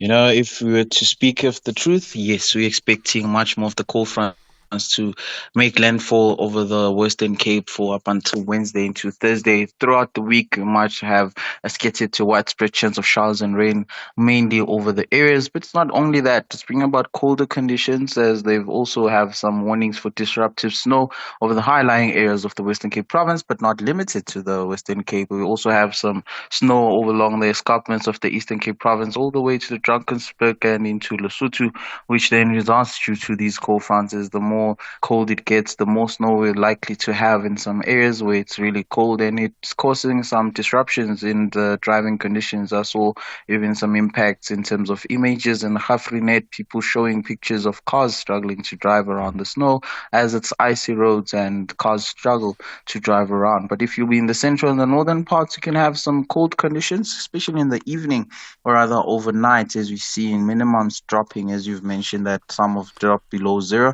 Pretoria tomorrow is expected to have a -1, Johannesburg -4, and Vereeniging being -6. Although we are seeing some pickup in maximum temperatures, just around 16, 14, 11, and the areas are around averaging around 16, 14 in Gauteng. However, we're still expecting some cold conditions for the central parts up until at least on Wednesday. Thank you. Tobela is a meteorologist at the South African Weather Services. You were with SAFM 23 after 7. Ali Sambles, the project coordinator and spokesperson for Gift of the Givers. They've been helping people in the Western Cape affected by this rain. Ali, good morning to you. How bad is the situation for people who've been affected? Thank you, Stephen. Numbers sitting at the moment, for what our assessments done on the ground yesterday, 15,000 people affected so far just by the Western Cape floods. And that's just from 12 informal settlements. We have delivered humanitarian aid to Stephen. The main concern is Ward 99, Kailicha, when on Friday morning, severe gale storm winds flattened close to 1,000 informal structures, leaving close to 4,000 people displaced. There's not big enough community walls to accommodate these displaced people. With the heavy rains coming down, the National Department of Human Settlements are on the ground. They're working around the clock to get the necessary accommodation, temporary accommodation to assist these families. We are working around the clock with the local and the Western Cape disaster risk management teams in accessing this affected people. But the calls are still pouring in from 4 a.m. this morning. Our phones have non-stop ringing. Wuppertal is completely cut off at the moment, the Cedarburg area, because of the severity of the rain and the storms coming down. The whole town is completely cut off. There's calls coming in from that side for humanitarian aid. Last year we could still take a helicopter and deliver aid to them, but with the current weather, we would have to work on another plan as this rain is still coming down in an excessive manner. Sure. Accommodation's a major problem in Cape Town. People in informal settlements, their homes get demolished. Is there anywhere for them to go to? At the moment, Stephen, they're all camped up in a local community hall, but it's with a large capacity. The hall takes 500 people, and it can accommodate close to 4,000 people. People are scattered all over. Some people are sleeping under black sheeting or under plastic sheeting. The local disaster risk management teams are assisting them as well. But the main problem is getting accommodation to accommodate these vast numbers. I know there was talks of getting the local resorts around the area to open up the doors for them. The provincial and the national human settlements teams are busy with the families at the moment, trying to relocate them. But otherwise, the impact on the informal settlements has been huge. The East Coast coming now from outside the Cape Metropole, areas of the Drakensberg region of Umbakwini and Paul as well. The local Huguenot tunnel is completely closed. There's no access to Worcester, only via the pass. And many of the Frans Hoek pass has also been closed. So we can see the impact it's having on logistics currently. Ali Samble, thanks very much indeed. Spokesperson and project coordinator for Gift of the Givers. Very serious situation there in the Western Cape this morning. 26 after 7. In the heart of darkness, a beacon of light emerges. A brand new season is coming your way with your 2024 Miss South Africa Top 30. Hosted by our reigning queen, Miss South Africa, we embark on a transformative journey. Join us for the spectacular new season of Crown Chasers. Crown Chasers is back. Starts 29 June at 8:30 p.m. only on S3 Open Up. Could you be paying less for your car insurance? Outsurance has comprehensive cover with all the bells and whistles. An essential cover for cars older than 5 years under 125,000 Rand that aren't financed. I am Flip. I'm from Vredendal. I'm 54 years old. I'm only paid 267 Rand for my 2005 Ford Ranger from Outsurance Essential. Whether you choose comprehensive or essential cover, OUTsurance will make sure you don't pay more than you have to for car insurance. SMS OUT to 30754 now. Even if you just save a few R100 a month, it could add up to thousands a year. Hi, I'm Lorraine. I'm 31 from Durbanville. I pay R770 a month for my 2023 Toyota Corolla Cross from OUTsurance Comprehensive. Do it now. Go to outsurance.co.za for a 10-minute quote that could save you thousands. Licensed insurer and FSP. T's and C's online. The inaugural Standard Bank Business and Commercial Banking Conference will take place from the 10th to the 12th of July 2024 in Cape Town under the theme Africa Unlocked, Unlocking Africa's Growth. Tune in to The Full Circle with Bridget Masinga and The National Pulse with Ashraf Garda to get insights from the conference. This is SAFM Sport with Zai Khan. Zai, good morning. What's the latest? The Boks are number one. They're still number one after that win over Ireland over the weekend. And that's the World Rugby rankings that were released today. Now, they are number one over second place Ireland. Rassie Erasmus's world champions, extending their lead by picking up 0.31 points, while Ireland lost the same amount. The two teams will clash again at Kings Park in Durban this Saturday. And there's also New Zealand. They remain third after their narrow 16-15 win over England. France, they stay fourth with a 28-13 victory over Argentina. Australia, they climbed to eighth place, beating Wales 25-16, pushing the Welsh out of the top 10. Soccer News, Kaizer Chiefs confirming that the Tunisian Nasruddin Nabi is their new head coach. The announcement comes after Kevin Johnson's interim tenure following the sacking of Molefi Nseki. Nabi, who recently wrapped up his season with AS FAR Rabat, will face the challenge of revitalizing a club that finished 10th in the league last season. Now, the Angola coach, Petro Gonzalez, says his decision to continue his role during the COSAFA Cup has been justified after his Chargers won the tournament. Angola thumped Namibia 5-0 at the Nelson Mandela Bay Stadium in Gqeberha to be crowned the champions, while some national teams, including the host Bafana Bafana, excused their head coaches from being in the dugout. Gonzalez explained why he took a different route. That's why I said in the beginning of the tournament, before the tournament, I said it's important. I said the national coaches be here because for me it's important. And that's why I decided, I said to the board, I want to be there. I want to keep it and work with the boys because I believe that and they enjoy it. Elsewhere, Nathan Ake says the Netherlands are very close to achieving their dream ahead of their Euro 2024 semi-final with England. The Netherlands had to come from behind to beat Turkey 2-1, and that was on Saturday thanks to a header from Stefan de Vrij and Mert Mulder's own goal in Berlin. Tennis action, the top seed, Jannik Sinner, eased into the Wimbledon quarterfinals after a straight sets win over the American 14 seed Ben Shelton. Carlos Alcaraz is also through after he beat Ugo Humbert. Emma Raducanu is out. She lost to New Zealand qualifier Lulu Sun, and the top seed Iga Swiatek dumped out, as well as the number 2 seed Coco Gauff, beaten by the American Emma Navarro.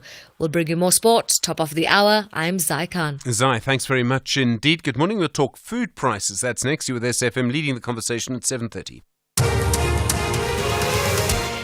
Good morning. In the headlines, the Free State Health Department spokesperson Mondli Mvambi says services around the precinct of the National Hospital in Bloemfontein, which are separated from the building that caught fire yesterday, will continue. 83 patients were evacuated and taken to various hospitals across the province. A suspect is expected to appear in the Paarl Magistrates Court today after he allegedly tried to bribe a police officer with 50,000 rand to release a group of undocumented women and children. The Mujaji Royal Council, led by Regent Prince Mpapatla Mujaji, says they have given the go-ahead for the production and broadcast of Queen Mujaji drama series. A parallel Royal Council, the Balobedu Royal Council, will tomorrow apply for an interdict against the broadcast of the show. I'll have details on these and other stories at 8. SAFM guiding you through the rush hour traffic. It's a big delay getting into Durban. It's one to avoid if you can on the N3. It's a collision multi-vehicle pileup blocking all lanes before Spaghetti Junction. Traffic's all the way back through Pavilion and back towards the M13 Paradise Valley split. So if you're in Pinetown, consider the M13 or the M19 routes through Westville. Otherwise, if you're coming in from Pietermaritzburg through Marion Hill Plaza, you might want to come off at the Mike 1 or the M7 and hit some alternative routes there. If you get past that M7, nowhere to go but to queue, and queue heavily on your way into Durban. Just staying in the region, the M4, the Southern Freeway, quite heavy. No roadworks at Congella, but just backed up into that closure around Brook Street. Mid-Rands heavy this morning from Brockfontein all the way down to the New Road exit. Breakdown on the N1 North after Malabongwe, so coming up from Rudaport from 14th Avenue is quite slow. And we've been tracking the N1 delays northbound at Crossmere. There is an unusual queue to work through there. Cape Town, some flooding on the N2 outbound around Lisbeck Parkway. Now, that's causing a delay through Hospital Bend, but it's really having a big impact on the M3 inbound. Coming in from Newlands, you're going to sit this morning on that M3 from about Rhodes Drive. There's some real issues as you come off the M3 and try to get into that flooded section of the N2 outbound. And the other just bit of good news that we're just getting through in the last couple of minutes, the N2 at Sir Lowry's Pass towards Grabo was closed because of protesting in the Grabo area. Sir Lowry's Pass has just been reopened. You can use the N2, and that's good because the R44 Clarence Drive, the alternative route around the coast, now has a broken down truck. Has broken an axle in the roadworks, so that Clarence Drive, Royals to Gordons Bay, is now closed. So you can use Sir Lowry's as the alternative. Rob Byrne, SAFM Traffic. The business update on SAFM. Ntaleng Ntlechela, good morning again. How are the markets this morning? Kicking things off in Asia, Stephen. Now, markets are trading mostly lower. This despite getting an upbeat handover from other global equities. With that, the Japanese Nikkei is up a tepid 0.08%, and China's Shanghai index is down 0.6%. In Wall Street, futures are in the red. This ahead of PPI and CPI prints due later in the week. Traders paying close attention to what's shaping the future of monetary policy moves as we move forward. Volatility still seems to be the name of the game. And here back at home, we are seeing negative sentiment with the all share losing 0.44%, fueled by the financial 15 down 0.85% in Friday's close. In your currency action, the local unit still making gains on the back of a weaker dollar. It's currently sitting at 18.16 to the greenback. And then South 32 making progress over the sale of its coal mine. That's right. Now, the miner has received the green light from Australian regulators to sell its coal unit. South 32 is selling Illawarra to Singapore's Golden Energy and Resources for just over R1 billion. The transaction, announced in March, will be completed in the first quarter of its 2025 financial year. Now, the move comes as South 32 attempts to position itself to take advantage of the green metals boom. Earlier this year, the group began on the development of a new zinc mine at its Hermosa project in the US. The development is expected to bolster South 32's supply of critical commodities and reshape its portfolio towards commodities that are critical to a low carbon future. And Telemasters, that takeover deal on the cards. Yes, now the firm has confirmed that discussions about the potential takeover are still ongoing. This comes after two of its largest shareholders were approached. Now, the interested parties want to acquire their shares. The move, however, is subject to regulatory conditions. Telemaster operates in the telco sector, and we've seen a lot of consolidation on that front. Telemasters, in particular, specializes in custom telecos solutions for businesses. The primary segments it serves are voice service providers, cloud services, as well as internet service providers. In a note to investors on Friday, the group said if a formal offer was made and accepted, it would result in a change of control of the company and a mandatory offer being made to the remaining shareholders in the company on the same terms. Now, this is, of course, in line with those takeover regulations. Ntaleng, thank you. Ntaleng Ntlechela. And, of course, back with us tomorrow. More business news through the day here on SFM. Call us on 086 000 2032. Let's go to Johannesburg. Kolile, hi, good morning. The nuclear plan, go for it. Good morning, Stephen. the interview, good morning to South African listeners, the interview that you just had with the doctor about our Minister of Energy, I feel, Stephen, we need to at least be consultative in the sense that we are jumping everywhere else except to get to the bottom of the problem. We had wind turbines in PE that we were exploring. What happened to that project? It was abandoned. We had a project that was happening in the Northern Cape with the solar. What happened to such a project? It was abandoned. Now we are going back to nuclear, of which when you look in other countries, probably it's Russia that is still using it and some few other countries. In our country, we've got, easiest ways of tackling the problems that we encounter in energy, where we can really explore those ones before we go to that one, because when we get there, there's freckles that, this project that he's talking about, it was, people are against it because it's going to cost damage to our soil. And somehow, is that a route that is the only route that you can utilize right now? Or can we go back to the drawing board and say, okay, Northern Cape can really do this? We even got Musina with the Palabura. Those areas are the hottest areas. But I seriously feel that the nuclear for now cannot be the only solution. We need to revisit the other two and then take it from there. If it doesn't work, then so be it. Sure. But I still feel, go on. Yeah, no, I hear you. I mean, I think some of those solar and wind plan things are still going ahead. But I hear the point. I mean, I know that the argument against you, I suppose, if someone were to argue against you, would be that we need a mix and that nuclear would be part of the mix. But the other thing is, I mean, I don't know, and it's hard to predict in 10 years' time what will happen. But it does seem to me, from what I can see, that the cost of solar power and even battery storage is coming down. But it may not, and we may all need nuclear power. I can't tell you that. But Stephen, what works for now?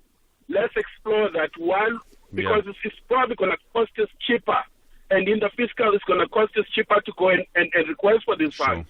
And then let the bigger one be the one that we take it step by step, of course, with involving the people that are currently using it. So that ours is an updated one and it fits the future demands of what the country will be facing. So I feel that's the way. I don't know. Maybe others have got another perspective of looking at it. Yeah. All right, Kolile, thank you. On the line from Johannesburg. Do appreciate it. It's very interesting and quite complicated in some ways as well to know exactly what's going to happen. 20 minutes now to 8 the time.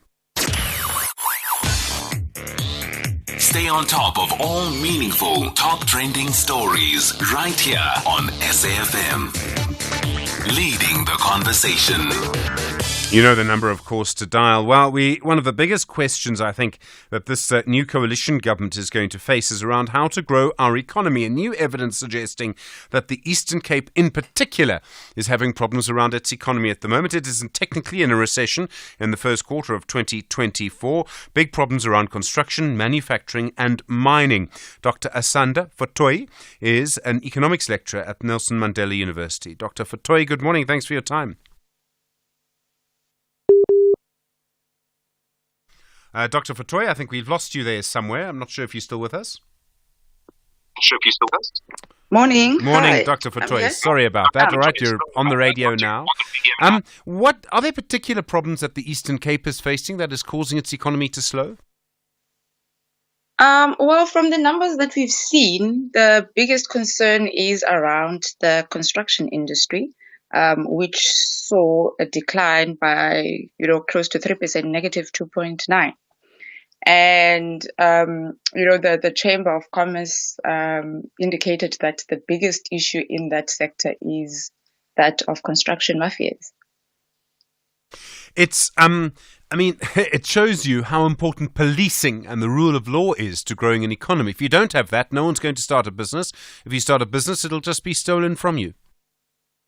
Most definitely, but also these are organized organizations, so to speak, even though they're illegal. And they've been, running, these mafias or these illegal activities for the longest of time. So they are policing, themselves in that regard. And I mean, this is something that, my colleague, Dr. Ongama Mtika, wrote about, in his PhD. I mean, his entire PhD is about how the construction mafia in the Eastern Cape, and particularly because his focus was on the Nelson Mandela Bay, how it ensures that, it's getting, tenders. And also, if you're not part of their mafia, or if you're not part of their circle and you're awarded a tender, then they disrupt your activities. Sure. Are there other problems as well, mining manufacturing in the Eastern Cape? And this comes to the heart in some ways of government services. If hospitals don't work, people have to go and find other money or go to another place for treatment. That affects the economy. If transport network systems don't work, if the roads are bad, if the Transnet isn't working in that region, if the ports don't work, all of those things have an impact. I suppose what I'm trying to get to is how big a factor is governance in the poor economy of the Eastern Cape? I mean, it is a big factor. This was also highlighted by the Premier during his, State of the Province address. And, he's indicated issues of, road networks, rail ports. I mean, if you just drive around the Eastern Cape, there are potholes everywhere. I know it's an issue across the entire South Africa. But I mean, for us living in the Eastern Cape, even in small towns like Queenstown, where I'm from, every road, even within the suburbs, there's potholes. So there's definitely issues of infrastructure. I mean, we're not that big in terms of mining per se, as a province. But I mean, also for me, it was surprising, to see that the manufacturing industry has gone down, even though we're also not that big in that area. But to see that it also went down by 1.5%, especially given the announcement of investments by the Premier. We've got two SEZs, we've got the Kucha, we've got the East London, Industrial Development Zone.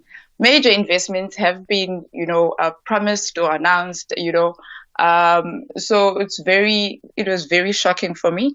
But also, again, I mean, it could be seasonal factors as well, given that, we're looking at the first quarter of the year. So not, people are coming back from, holidays. People are starting to pick up from, what they were, left, doing in the previous year. So, but for me, I understand the construction issues. I understand logistical issues. I was a bit surprised to see the manufacturing industry, going down by that much. Thank you very much indeed. Dr. Asanda Fatoy is an economics lecturer at Nelson Mandela University. Very interesting to get into some of the provinces and see the specific problems they face. Fascinating to hear the construction mafia having such an impact there. 7:45. First in the morning, SAFM Sunrise with Stephen Grootes. Well, some evidence coming that the period of high food price inflation, in other words, food prices are going up dramatically, may finally be coming to an end. Depends, of course, on the type of food. Mervyn Abrahams is the program coordinator at the Pietermaritzburg Economic Justice and Dignity Group. Mervyn, good morning. Thanks for your time. Good morning, Stephen, and good morning to all your listeners. It does seem that some prices, instead of just the rate of inflation slowing, some prices may actually be coming down. Is that really what you found? Yes, Stephen. So what we have found in the month of June, which continues a trend that started in the month of May, is that cost of most of our fresh vegetables in particular, as well as maize, cooking oil, and some of the other kind of essential food prices are coming down. So when we look, for instance, at the rate of inflation, I mean, the cost of our basket for the month of June stands at 5,257 Rand. Now, that is a 3.9% increase on the year before. But when we look at it, 3 or 4 months ago, the annual rate of inflation was hovering around 6%. So we have seen a downward trend, which is really good in terms of food prices, and we expect that this trend will continue for the next couple of months. In a way, what we really want is some price stability. You want prices to be the same. People need to plan.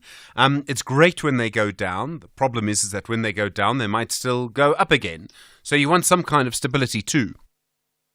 So, Stephen, yes. So essentially, what the problem in South Africa is that our prices are, in terms of our levels of income, so talking about it from an affordability perspective, are very high.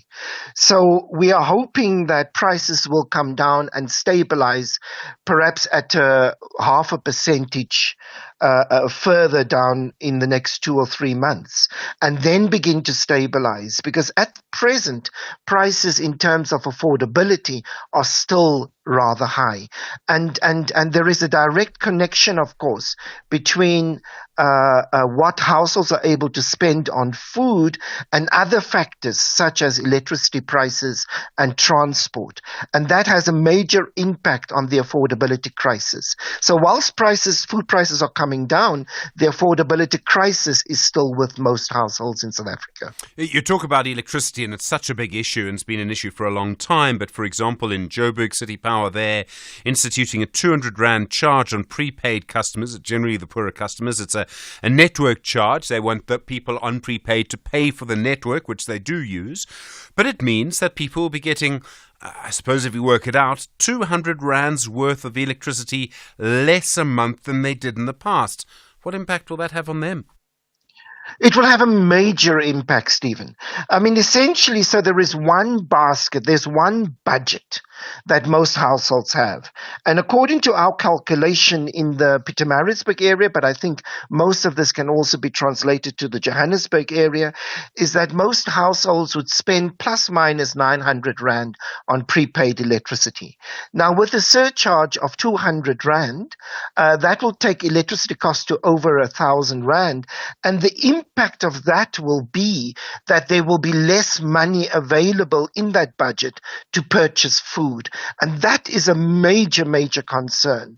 And the further thing is that City Power tells us that they have 11,000 people on the indigent list, meaning people who can be exempted from that surcharge. But we know that there are almost 1 million people in the city of Johannesburg that is in the same position and would qualify. So there is a massive mismatch between these two figures. I mean, it must have just such a big impact on people. It may mean, and I mean, I know the mayor, Kabelo Gwamanda, says that there was a consultation. I don't know if those people feel consulted. As you say, they aren't even caught in the register. Well, exactly, and that's part of the problem.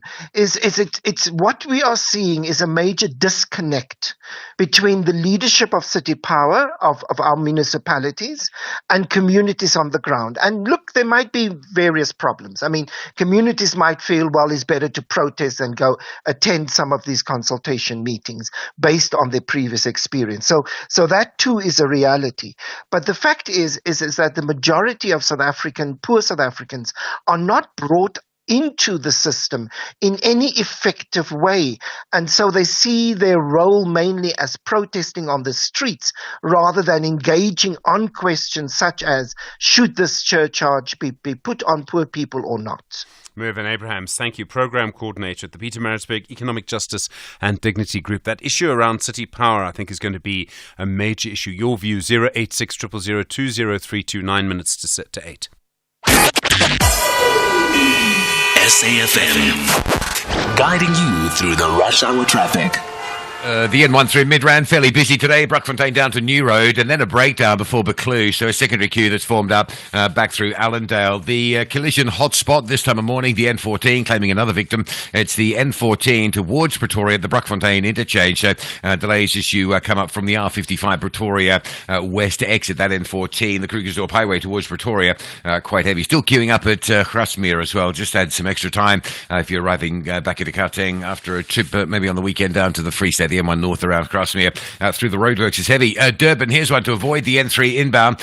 Big crash at Spaghetti Junction. Traffic is parking back beyond the M13 Paradise Valley glide on. So if you're around Pinetown, you've got options of the M13, which will jam up at the N2 bridge because of the volume, or the M19 Mgena Road option. And if you're in from Pietermaritzburg, you could off-ramp at the Richmond Road or off-ramp at the M7 and work your way down through towards the Bluff. The N2 North, actually, from the M7 up to Spaghetti Junction looks all right this morning. And then Cape Town, some flooding on the N2 out of town near Lisbig Parkway in the Observatory area. That's causing quite a big delay for motorists coming through from Newlands. The M3 from Rhodes Drive, heavy up past UCT, trying to get through Hospital Bend and get into that N2 outbound. So if you know an alternative route, that'd be a good idea to get onto that. And Solari's Pass has been reopened. The N2 was closed earlier this morning over the pass down to Crabo because of protesting. It has been reopened, and that's good because the R44 Clarence Drive is blocked. There's no way through between Royals and Gordons Bay. A truck is broken down in the roadwork section. It has damage, or it has some damage. So it's likely to be 2 or 3 hours before Clarence Drive is reopened. Rob Byrne, SAFM Traffic.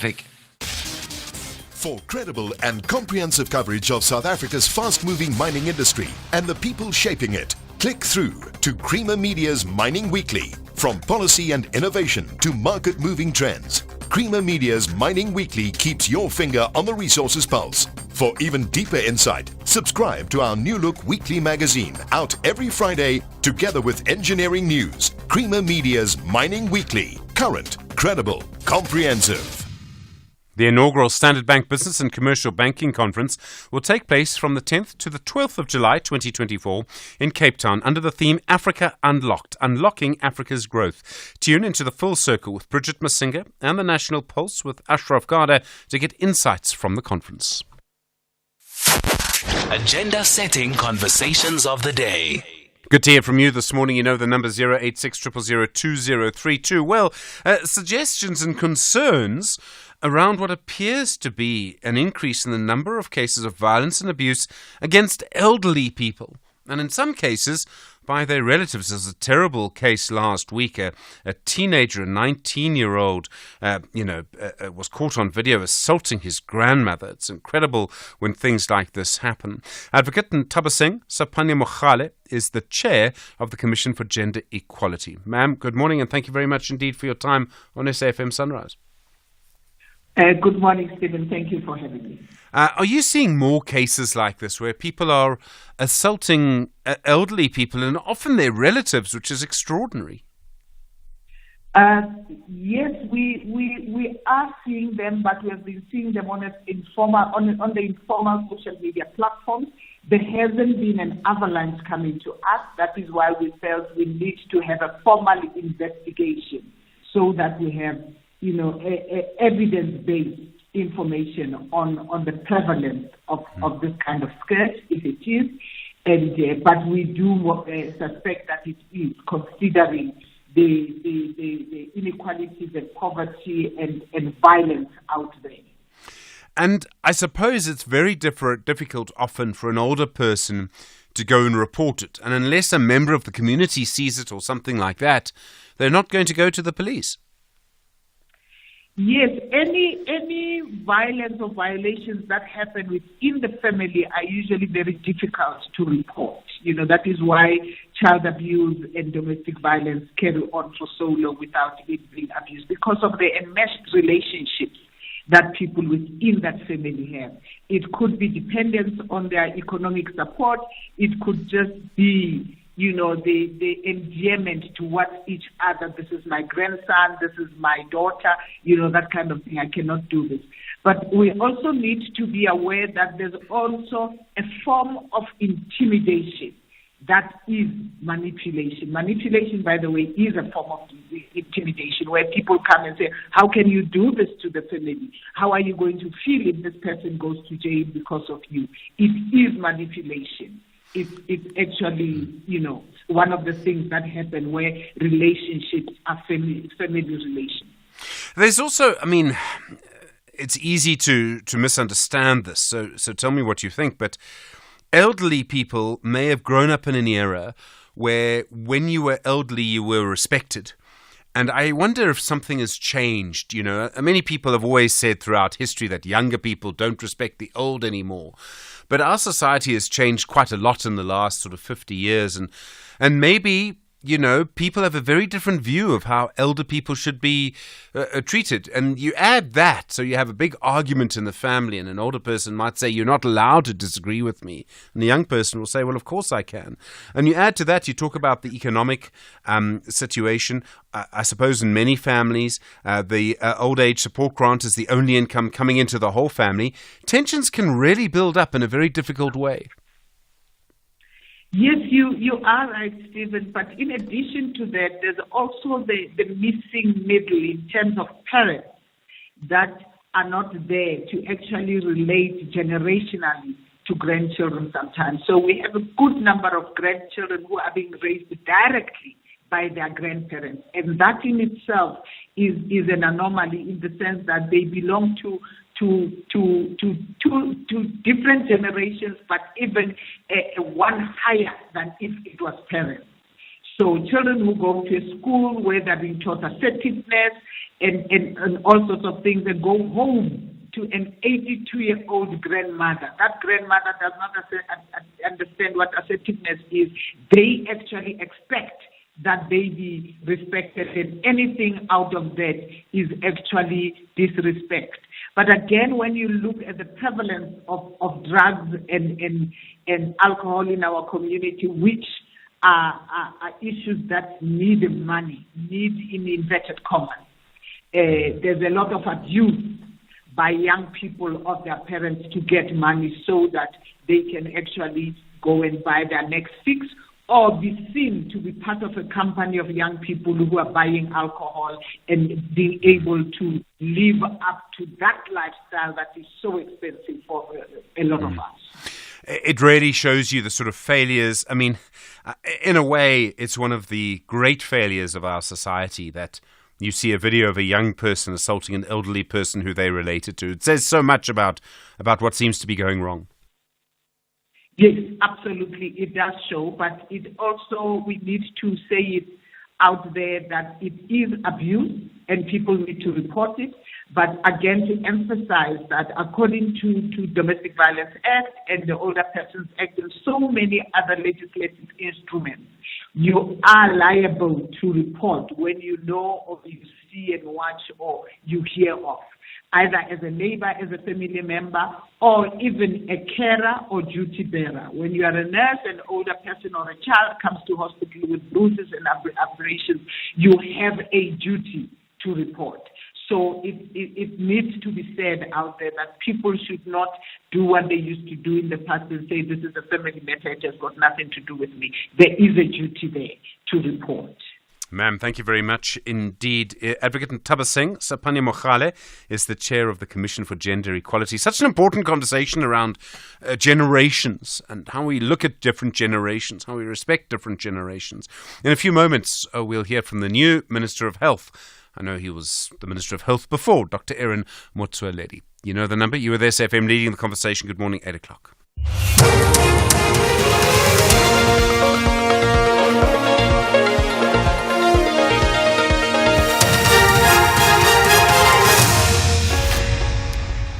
In our top stories, services to continue around precinct of hospital not affected by yesterday's fire, and Johannesburg EMS on high alert amid the cold front. Good morning.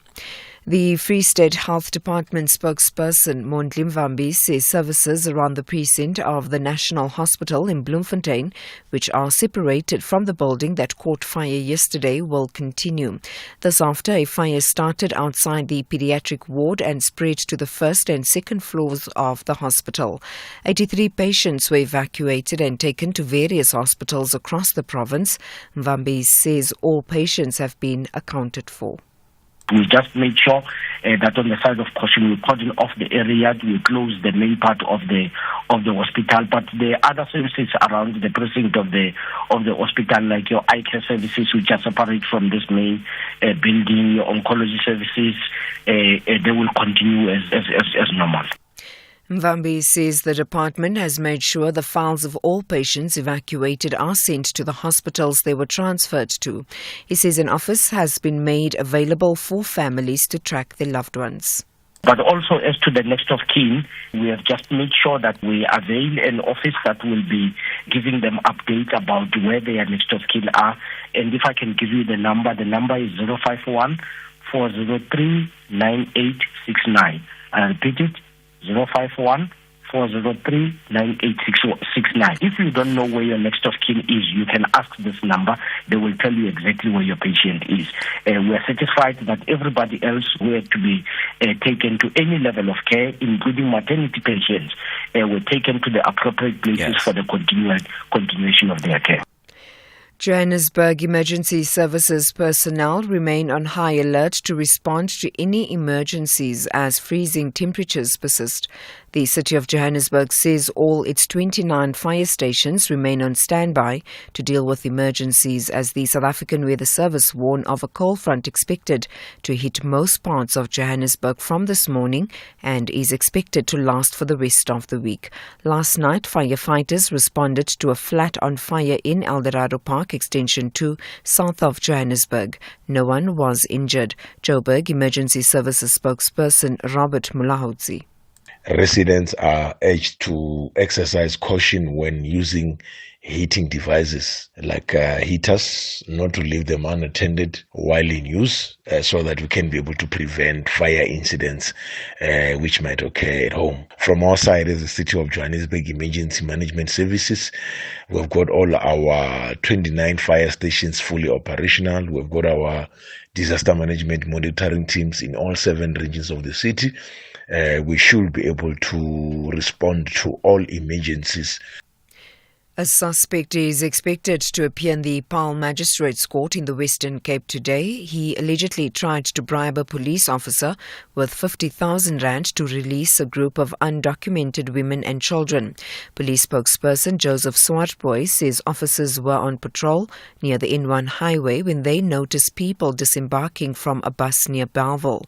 Police approached the bus and discovered the women and children inside the trailer attached to the bus. Swartboy says one of the passengers intervened and offered officers a bribe to release them.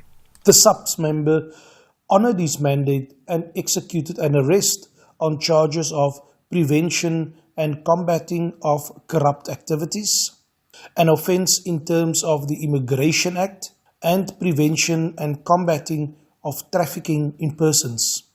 The investigation into the circumstances surrounding this incident will be conducted by the Directorate for Priority Crimes Investigation.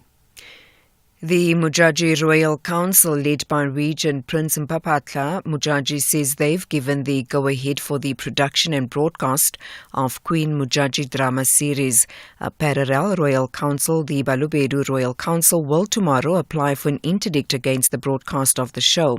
The two councils are on opposing sides on who should ascend the throne. The Balobedu Royal Council believes the throne is Princess Masalanabo birthright, while the Mujaji Royal Council wants Prince Likukela to take over the reign. Mujaji Royal Council spokesperson Ronnie Murwatsehla says their history and language experts were consulted during production. Recapping the top story. The Free State Health Department spokesperson Mondli Mvambi says services around the precinct of the National Hospital in Bloemfontein, which are separate from the building that caught fire yesterday, will continue. For SFM News, I am Anne Musa.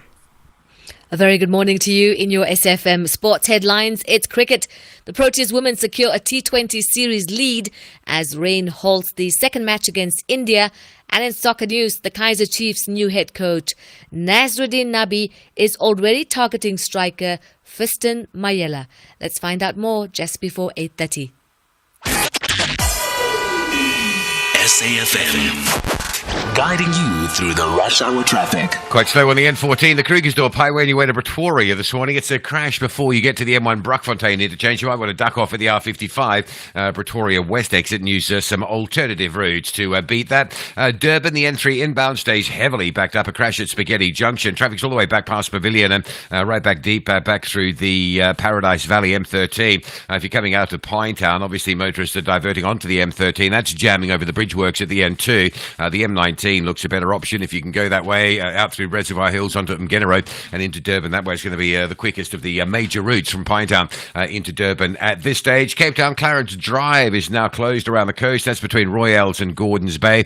Probably closed until 10 or 11 this morning. So if you're around Pringle Bay, Claremont area, or you're around Gordons Bay wanting to get through to Betty's Bay, Claremont, you won't be able to use Clarence Drive. It's a big truck that's broken down in the stop-go controls. Luckily, though, the N2 over Solaris pass through Crabo has been reopened after protesting. Rob Byrne, SAFM Traffic. SAFM Sunrise. A vivid start to your day. 7 after 8, good morning. You're with SAFM Sunrise. I'm Stephen Grootes. In a moment, Dr. Aaron Motsoaledi. You've heard him many times as the Minister of Home Affairs. If your memory goes back longer than that, and it should, you'll have heard him many times as the Minister of Health. Well, he's back in the Health Department. We'll speak to him in a little while and just hear from him how he feels about it all. Don't forget your mediated conversation, the National Health Laboratory Service hack, and what that tells us about health systems and technology. All of that to come. You with SAFM 7 after 8.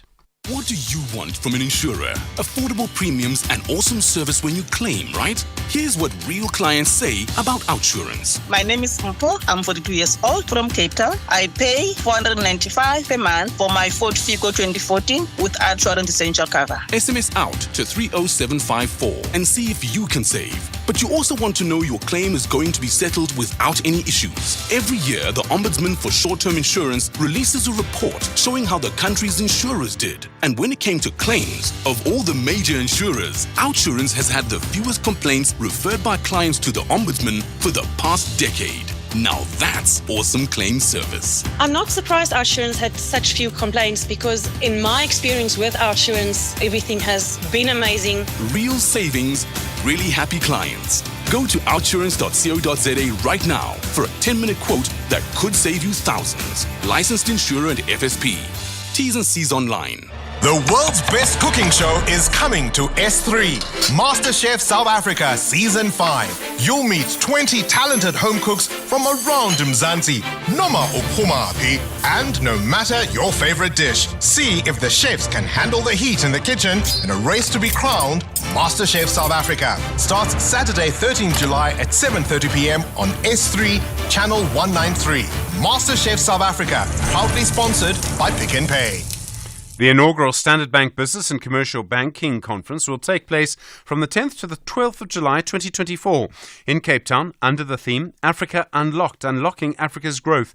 Tune into the Full Circle with Bridget Masinga and the National Pulse with Ashraf Garda to get insights from the conference. Conversations that you connect with and react to.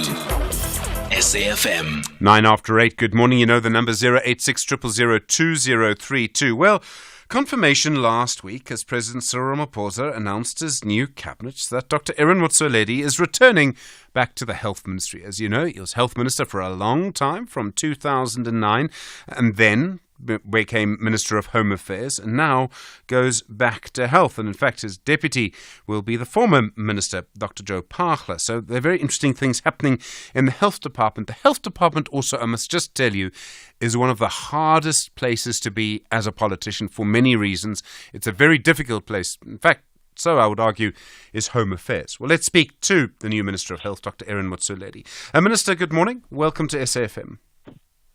Good morning, Stephen. Good morning to the listeners, and thank you very much for having me. I made the point that both Home Affairs and Health are very difficult departments. You went from one difficult department to a second difficult department. Now you come back to the first difficult department. Why do you always get the hard jobs? I don't know. Maybe the president knows. Actually, on the day of our swearing in, just for the few seconds on the stage when you were shaking my hand, I asked him the same question, and he just smiled. But that happened to be the case. Stephen, I still remember in 2009 when I was sent to the health department for the first time. If you remember that time, AIDS was annihilating people. Women and children were dying left, right, like flies, and funerals every weekend.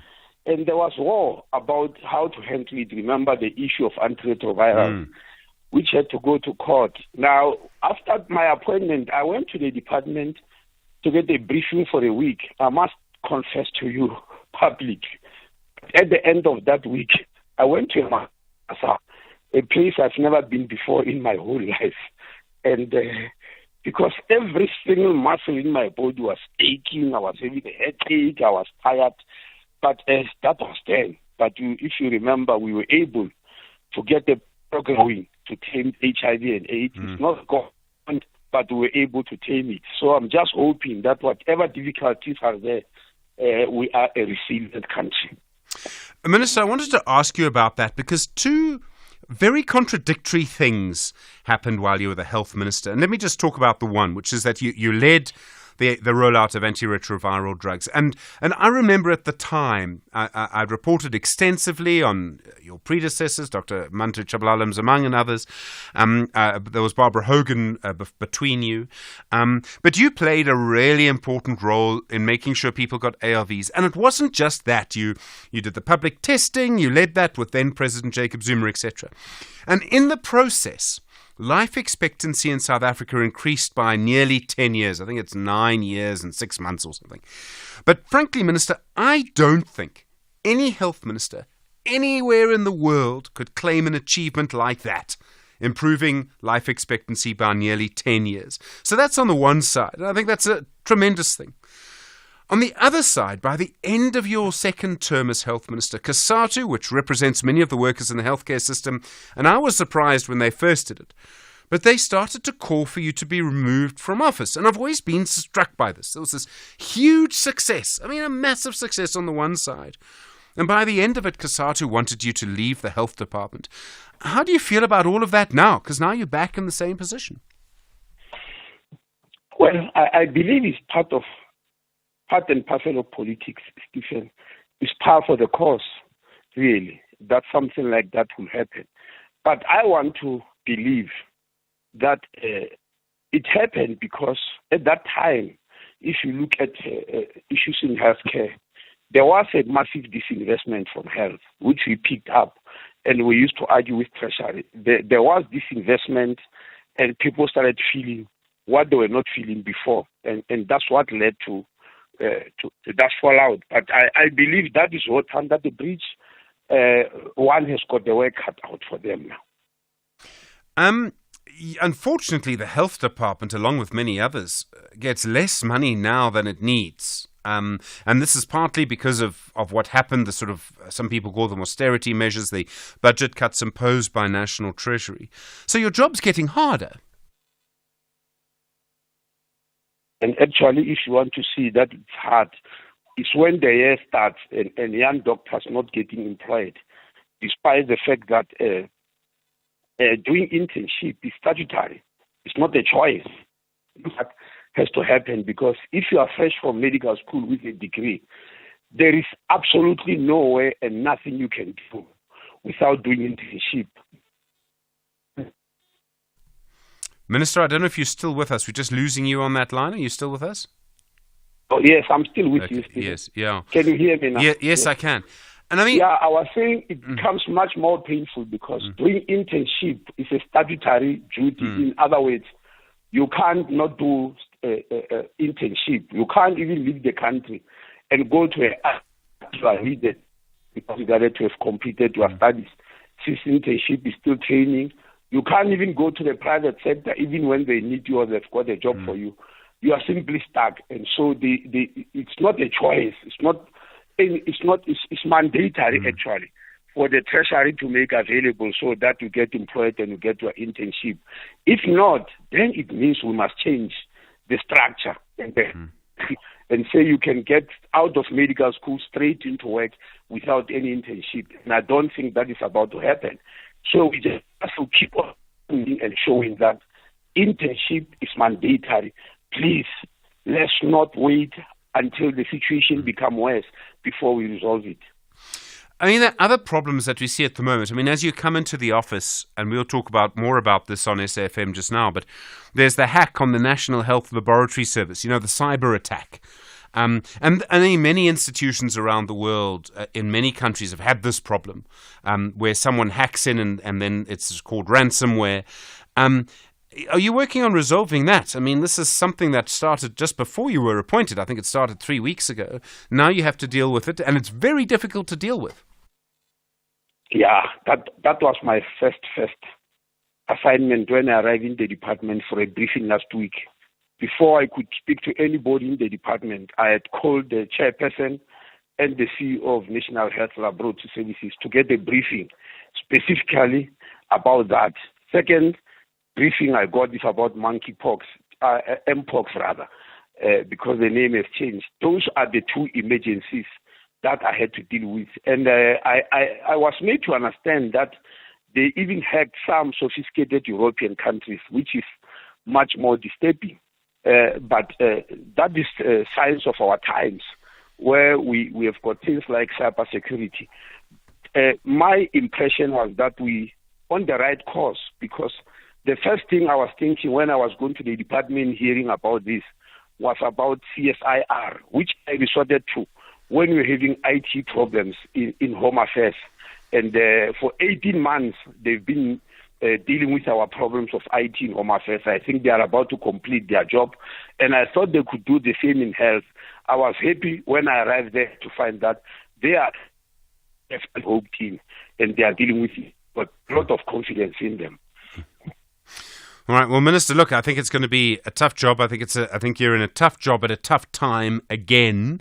And you've got a coalition government, and you've got a deputy minister who used to be the minister. And I think this has happened before. I think he may have, if I remember, he may have been your deputy before. I can't entirely remember. Your working relationship with Deputy Minister Parkler? He's been in your job.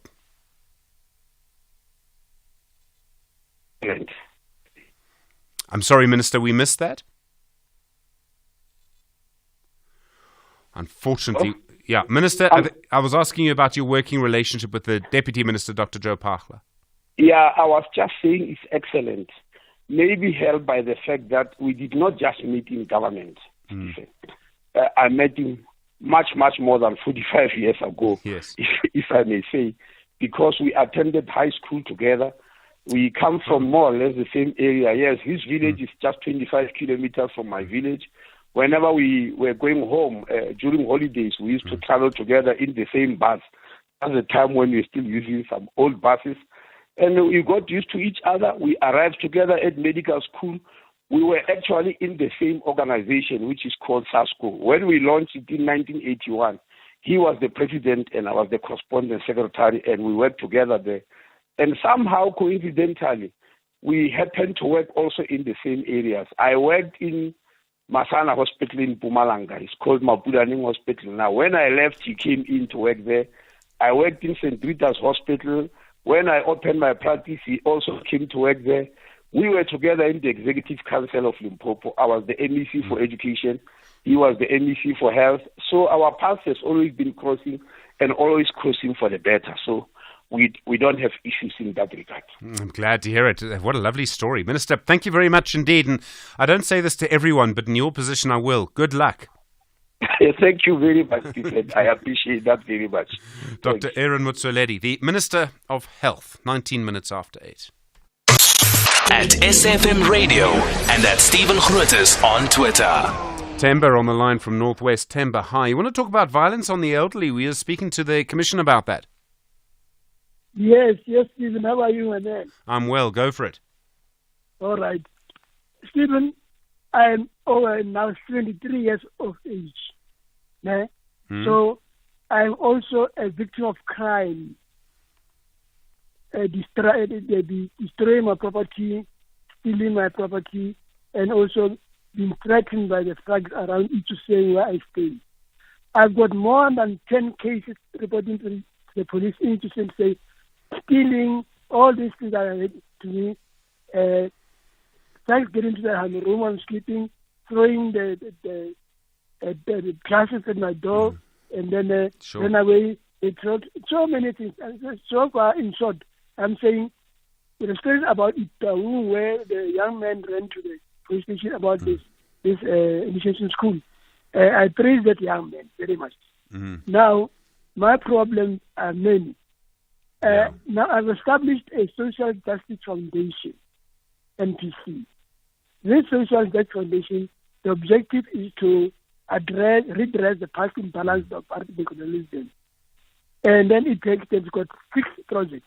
One is for the older people. All right, so Temba, I'm sorry to interrupt you. I hear you. Are you finding that this is happening more? People are targeting you deliberately. Exactly. When older people are in town, administration by force. When they go to use state gain around to say there are thugs that are standing there. They drag the money out of them, and then in fact, even the police, they don't want to follow up my case. Sure. My cell was taken at the garage there where the group of boys was sitting there. When I go to the shop, they go to me. Then they sneak the my hands. I went the same day when I went to the police center. Policemen, here are the guys who took my cell phone. And they did nothing. Did nothing. And Temba, sure. Yeah, it's a horrible story. There's so many like that, and I'm sorry to hear that. It's a bigger story that we need to look at, I think, in this issue. Temba from Northwest. Thank you. 22 after 8. The Science of Life on SAFM. There's an interesting suggestion that's come from people in Tanzania, and it seems from supporters of the country's governing party. They want to ban X, also Twitter, in Tanzania. They say it's been spreading misinformation, but other people say that actually X is vital and would be a ban on the freedom of information and freedom of expression. William Bird is the Executive Director of Media Monitoring Africa. William, good morning. Good morning, Stephen. Thanks for having me on the program. I know from time to time we'll have conversations like this. You've been very critical in the past of how X is used to spread deliberate disinformation. Is there a case for it to be banned? So I think people can be understandably angry with X, because what X did is that they run a platform and they effectively offer no means of support or any kind of real accountability to anyone in the continent. They used to have a trust and safety team. When Elon Musk took over, that all disappeared. So they don't engage with governmental bodies. They don't engage with the IEC recently in the elections, for example. They don't even engage with the African Commission. So you could say like a car manufacturer that comes in and says, here's a car, but we're offering no service and no support and no guarantees on anything, that you would then ordinarily say, well, we shouldn't allow that. It's a fairly compelling argument, and you can understand why people would be extremely angry with X.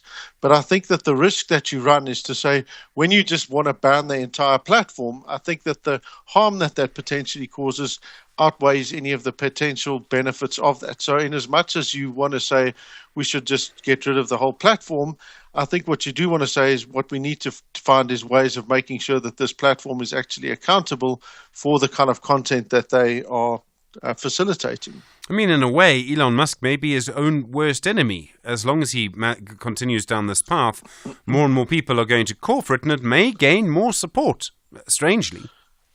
Well, I think precisely, you see in a lot of countries where people are just really angry about the fact that you've got these foreign-owned entities that dish out content, have no means of accountability, and don't interact or engage with the states on how to address the kind of concerns that they have. You can understand why people would then want to support a movement that says, get rid of the whole damn thing, and I think that is a fairly compelling argument for a lot of people. The problem is, of course, that when you go down that route, you then go, well, oh, look, this media here, it's Stephen Grootes on SAFM. He says a lot of things we don't like. Maybe we should just ban him too. And that's the problem with where that kind of argument leads. So we need to be very careful about saying, well, let's just get rid of the whole platform. What you do want to do is say, well, we need a way of holding them accountable. So if someone said, Stephen says things we don't like, you can say, fine, go complain to the SABC. If you don't find joy there, go complain to the Broadcast Complaints Commission. If you don't find joy there, you can go to court. So there are all sorts of mechanisms for holding people accountable. The problem with X, of course, is that currently there's pretty much nothing, and that's something that we do urgently need to address. We have to have some means of redress to address people's concerns. We've seen more and more in the last sort of 4 years. I almost see a pattern to it. You'll have a leader accused of authoritarianism, often, I'm afraid to say, in parts of our continent, in Africa. There'll be an election, or there'll be something contentious or protests, and they will try and shut down the internet, or shut down the mobile internet, or they'll shut down a WhatsApp calling. Saudi Arabia does things like that too. And what you don't want is authoritarian governments misusing this moment. Yeah, and that's precisely why it's a very dangerous slope that you fall down as the moment you take that route. We have seen, for example, Nigeria, I think it was a couple of years ago, banned Twitter as it was then, precisely because there were some negative things about the president, and then they found an amicable way forward. But of course, when you go from that to ban and stop the internet, the danger of that is that the negative of that far outweighs, and the limitations on freedom of expression far outweigh any kind of potential benefit that you may gain from that.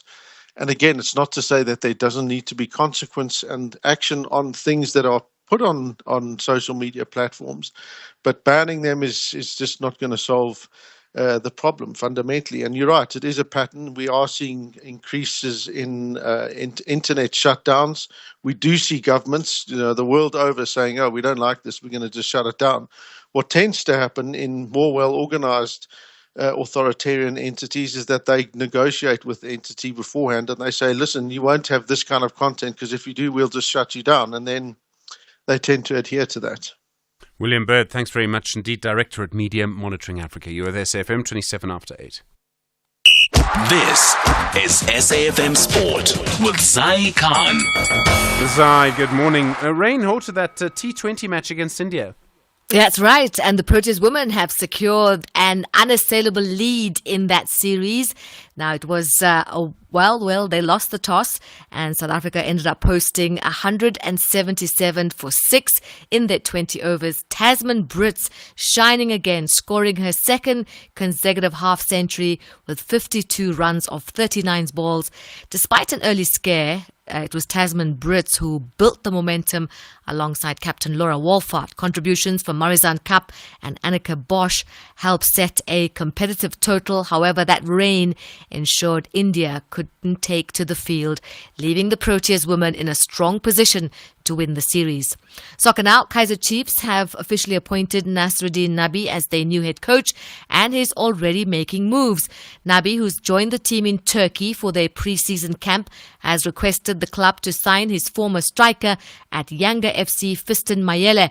The Congolese international, currently with Pyramids FC, is expected to be a key target for Kaizer Chiefs as they bolster their squad for the upcoming season. And Chiefs fans are eagerly anticipating this potential reunion as the club looks to make a strong impact. Now, more soccer. Former Mamelodi Sundowns head coach Pitso Mosimane has expressed his sadness at the decision by his former club to release his successor and former assistant Rulani Mokoena. Speaking to SABC Sport, who promoted Mokoena to be his assistant at Sundowns in 2014, he says he really feels for Mokoena. The 37-year-old parted ways amicably with the Brazilians last week. So now, the sad part is let go at Sundowns. I'm not happy. You can feel my emotion. I'm not pretending. I just feel bad for him. Sundowns is a big club. Sundowns will sort themselves out. Sundowns is not about Pitso. Sundowns is not about Rulani. Coaches come and go. Now, rugby, where the 2024 Currie Cup kicked off with dominating performances from the defending champions, the Cheetahs, and the 2023 runners-up, the Pumas. The Cheetahs crushed the Griffins 82-20 in Bloemfontein, scoring 12 tries to 2. Meanwhile, the Pumas secured a solid 44-24 victory over the Griquas in Kimberley. The Golden Lions edging the Sharks 26-25 in Durban. And we also have the Blue Bulls. They triumphed over the Western Province 30-25 in a rainy Cape Town clash. And finally, Formula One, Lewis Hamilton clinching his first victory in over 2 years at the British Grand Prix, snapping at his engineer on the team radio in the process. In a thrilling race, Hamilton's bold tyre switch in the closing laps paid off, allowing him to pass McLaren's Lando Norris and fend off Max Verstappen. This win marks Hamilton's record 9th British Grand Prix victory and 104th career win. That's a wrap of your Sport on Sunrise. We'll bring you more top of the hour. I'm Zai Khan. Zai, thanks very much indeed. They hacked the cyber attack on the National Health Laboratory Service. That's next. You're with SFM leading the conversation. Good morning. It's 8:30. Good morning. In the headlines, the humanitarian aid organisation Gift of the Givers says teams are assisting close to 15,000 residents in the Western Cape who've been affected by flooding amid heavy rainfall and strong winds. Residents from mostly informal settlements have been affected. The Free State Health Department spokesperson Mondli Mvambi says services around the precinct of the National Hospital in Bloemfontein, which are separated from the building that caught fire yesterday, will continue.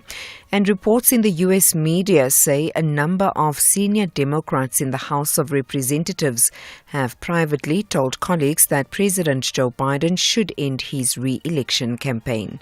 I'll have details on these and other stories at 9. SAFM, guiding you through the rush hour traffic. Joburg first up crash on the N3 South at Van Buren. Delays getting through Galilees, not only the N3 but also the N12 and R24. It's in from Ekurhuleni, just gliding into that N3 South. The backlogging as well. Quite heavy on the Mike 1 today. This is unusual from Buccleuch all the way down to Corlett Drive. Very heavy through Woodmead, Sandton and in towards the Melrose area. The N1 still fairly busy between Old Joburg Road and New Road, and the crash on the N14 North at Brockfontein. So delays if you're heading into that scene, direction Pretoria. Durban, good news. The N3 inbound at 4-level Spaghetti Junction. That crash that caused big backlogs from Pinetown has been cleared, so the traffic is moving through again. Cape Town, there's some flooding on the N2 outbound near Mowbray Main Road, so that's causing a delay outbound through Hospital Bend, but it's really having a major impact this morning. All that traffic that comes in from Newlands and Bishop's Court on the M3 that wants to get through Hospital Bend and turn on the N2 out towards the airport, if you like, that queue starts right back at Wynberg Hill. So if you're inbound from that Bishop Court Newlands area, just try another route and stay off the M3. It really is heavy. Clarence Drive probably closed until mid-morning, late morning, maybe a stationary truck in the construction and stop-go controls there. And just on your way up into Stellenbosch, there's no traffic lights at Jamestown. The R44 is a really heavy queue, having left Somerset West on your way into that Jamestown area. Rob Byrne, SAFM Traffic. Get ready for an exciting show. Believe it, family. It's a big day for 25K. In this brand new show, join us as we follow couples across South Africa on their journey to create their dream wedding for only 25K. Our biggest hope is that everything fits in the budget of 25K. There were many things that we had to do in 3 days' time. We'll share in their disappointment. It's also stress. Somebody let me down early this morning. It's a really expensive trip. I don't know how we're going to afford to fly this trip. Celebrate their triumphs. I always dreamed of this day, but thank you to everyone that made this day. A big day for 25K starts the 9th of June, Sunday, 7:30 p.m. only on SABC2. Yeah, we can do this. It's been a long time coming. This deserves to grow. It's a great business. If they don't like it, someone else will. And fund me so I can expand. Maybe I can offer them shares. I need to retain equity for staff. It's going to be good for recruitment. Yeah. Possible begins with that one great idea. When Telkom enables entrepreneurs to make their ingenuity a reality, we grow local economies. Telkom. Possible begins here. The inaugural Standard Bank Business and Commercial Banking Conference will take place from the 10th to the 12th of July 2024 in Cape Town under the theme Africa Unlocked, Unlocking Africa's Growth. Tune into the Full Circle with Bridget Masinga and the National Pulse with Ashraf Garda to get insights from the conference. Mediated Conversation on SAFM. 25 minutes now to 9 the time. Time for your first mediated conversation this week. Over the last few weeks, the full scale of the impact of one of the biggest hacks of our public institutions has emerged. Doctors have told of how difficult it is for them to treat patients when they cannot get the full information on those patients. All of this because of the problems at the National Health Laboratory Service. The NHLS was hacked several weeks ago in what's now being described as a ransomware attack. This is when someone hacks into your system and then prevents you from using your own information unless you pay what is really a ransom. It's like having your information kidnapped. We've seen big attacks like this in the past, including on Transnet's freight management system at the Durban port and on a credit bureau. Around the world, this has happened many times. An oil pipeline in the US was hacked. Health institutions across North America have suffered this. Earlier in the program, you heard the incoming health minister, or the new health minister, I should say, Dr. Aaron Motsoaledi, saying this was one of the first meetings he had when he came into the office last week, was to deal with this. So, what impact is this having? What needs to be done to protect our institutions in the future? And in the middle of this is another question, which is, are our health departments keeping up with how technology is changing? First this morning, the impact on patients. Monwabisi Mbasa is the chair of the Treatment Action Campaign in Gauteng. Then, the impact on doctors. Dr. Aslam Daso is the convener of the Progressive Health Forum. And finally, health and technology, how all of this is changing, how difficult it is to protect yourself from this kind of attack. Arthur Goldstuck is the founder of Worldwide Works. We start then with Monwabisi Mbasa from the Treatment Action Campaign. Monwabisi, good morning and thanks for your time. Good morning, Steve. Thank you so much for having us, and I would like to extend my greetings to your listeners as well. Thank you. From what we know, doctors are not able to access the results of tests electronically. They literally have to go and get them manually from laboratories. What impact is this having on patients? What's it doing to patient care? This is quite devastating, Steve, and I want to assure you that this has brought so much disruption insofar as the healthcare provision in this country is concerned.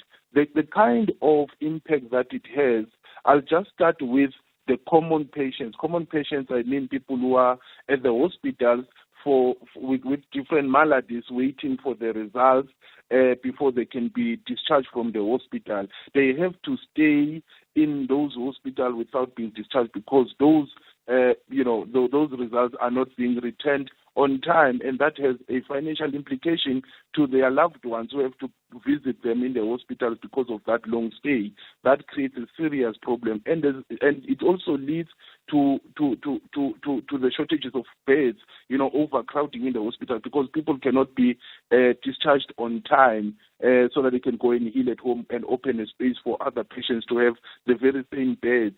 But now it comes to the matter of, the other issue which I want to raise with you is that, HIV patients, they have to do their viral load test annually.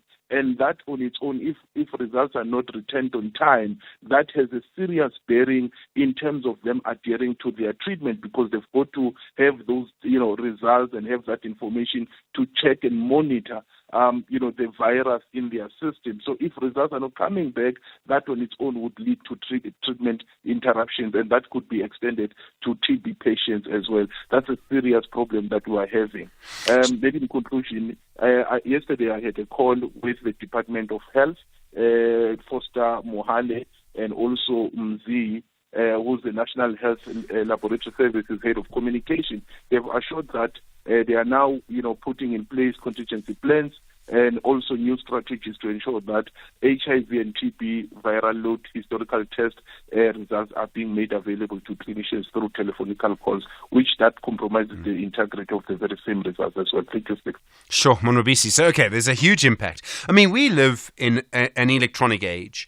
And I remember, I think it was Sipho Maseko when he was still at Telkom explaining how frustrated he was that he himself, I think, was born at Chris Hani Baragwanath Hospital.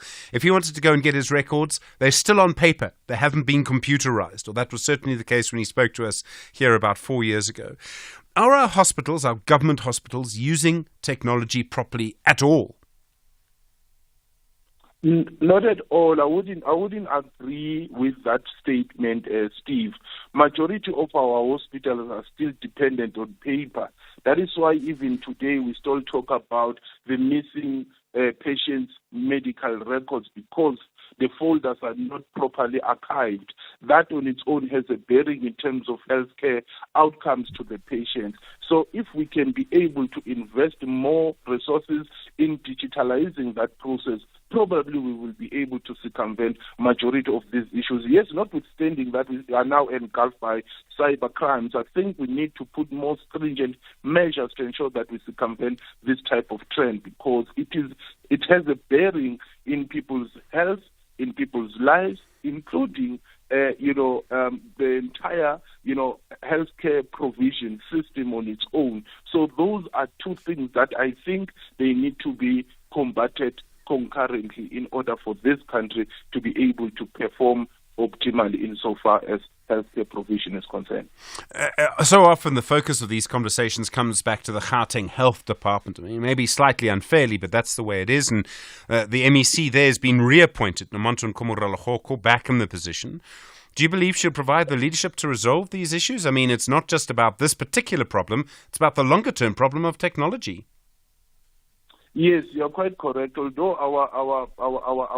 our immediate reaction to her appointment is that at least we will be able to follow up on commitments that she has made to respond to these challenges. However, the public healthcare system in Gauteng is in shambles.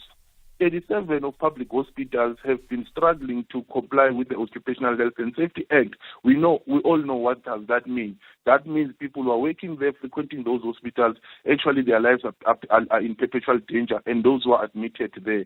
Out of that 37, we've been having problems of supply of food. 26 of them have been complaining about food shortages. That's a serious indictment to the department itself. Although she has put commitments now, in this term, we will be able to make sure that she accounts and be able to ensure that supply chain management and dealing with matters of corruption will be resolved, including the shortages of beds, overcrowding, and all of that. But coming to the technology itself, we want her and the Premier to put more resources. They must invest more resources on technology. They must move away from this traditional, outdated system of wanting to depend on paper and manual processing of information and running of that particular, public healthcare sector. So the public healthcare sector, yes. So now those are issues that we want to make sure as soon as she starts working, we will be able to follow up on that. But my conclusion on this matter is that the Department of Healthcare system in Gauteng is in shambles in many respects, as I've already outlined, including the shortage of nurses and all of those, and of course the outdated, sophisticated machines like the RMI scanners. That is why today we have over 26,000 people who are on the waiting list, waiting to go for to undergo a process of surgical, procedures. That on its own is a serious indictment. We hope this continuity will mean that she will come with a new energy, be able to put more resources, and also ensure that we respond to all these issues with precision. Monwabisi Mbasa, thank you. The Gauteng chair of the Treatment Action Campaign. You're with SFM. Your mediated conversation continues 17 minutes now to 9 about the hack on the National Health Laboratory Service and the issues that come out of it. Let's speak now to Dr. Aslam Daso, convener of the Progressive Health Forum. Dr. Daso, good morning. Good morning, Stephen. Good morning to your listeners and our fellow guests. We've heard about the impact on patients. I presume this is having a big impact on doctors. Must become close to impossible to do their job. Yes, it's actually quite devastating, and this is unfortunately countrywide. Monwabisi has actually outlined the immediate, experience that patients will feel, and so on.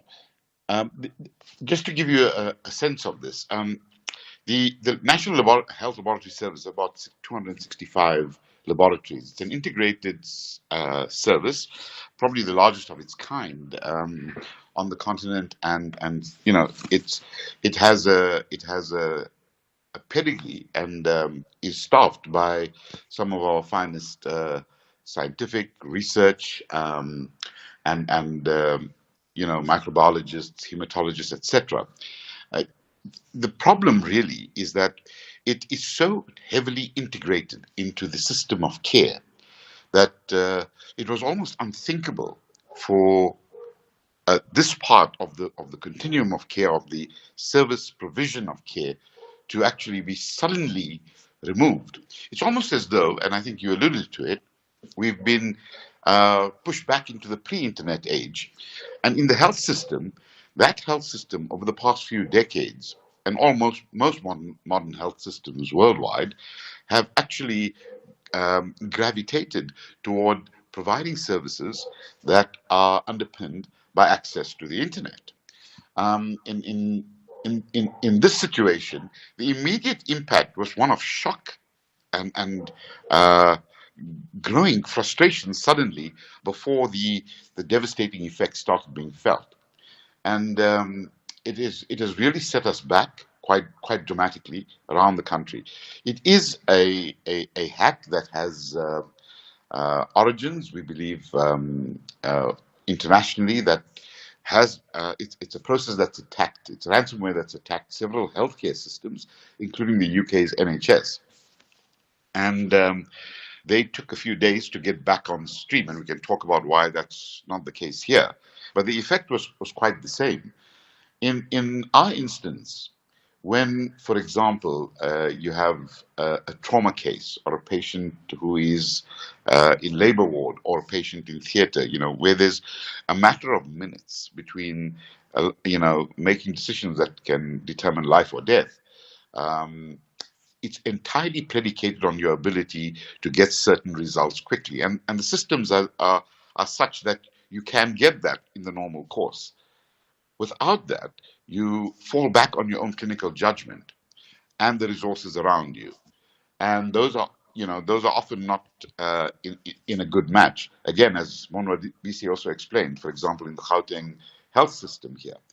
And so that is always a tension. Now, suddenly, if you find yourself without any access to the information that was at your fingertips, the situation becomes gravely worsened to the extent that we know by now. And I don't know how we will do so. One hopes that the government is actually tabulating this.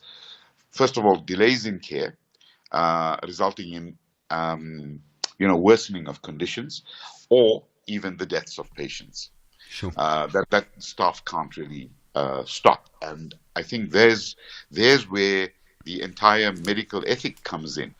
When you are able to, and you are able to, give the service to a patient that will move them onto a path to recovery quite quickly, and suddenly you find the tools you need to do that are not in front of you.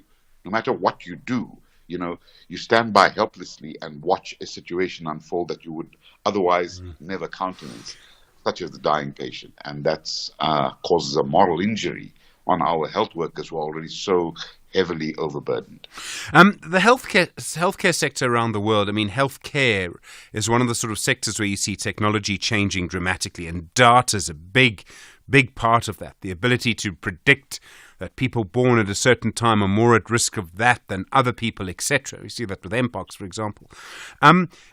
Does our government understand how important technology is when it comes to healthcare, and how things are going to change over the next 20 years?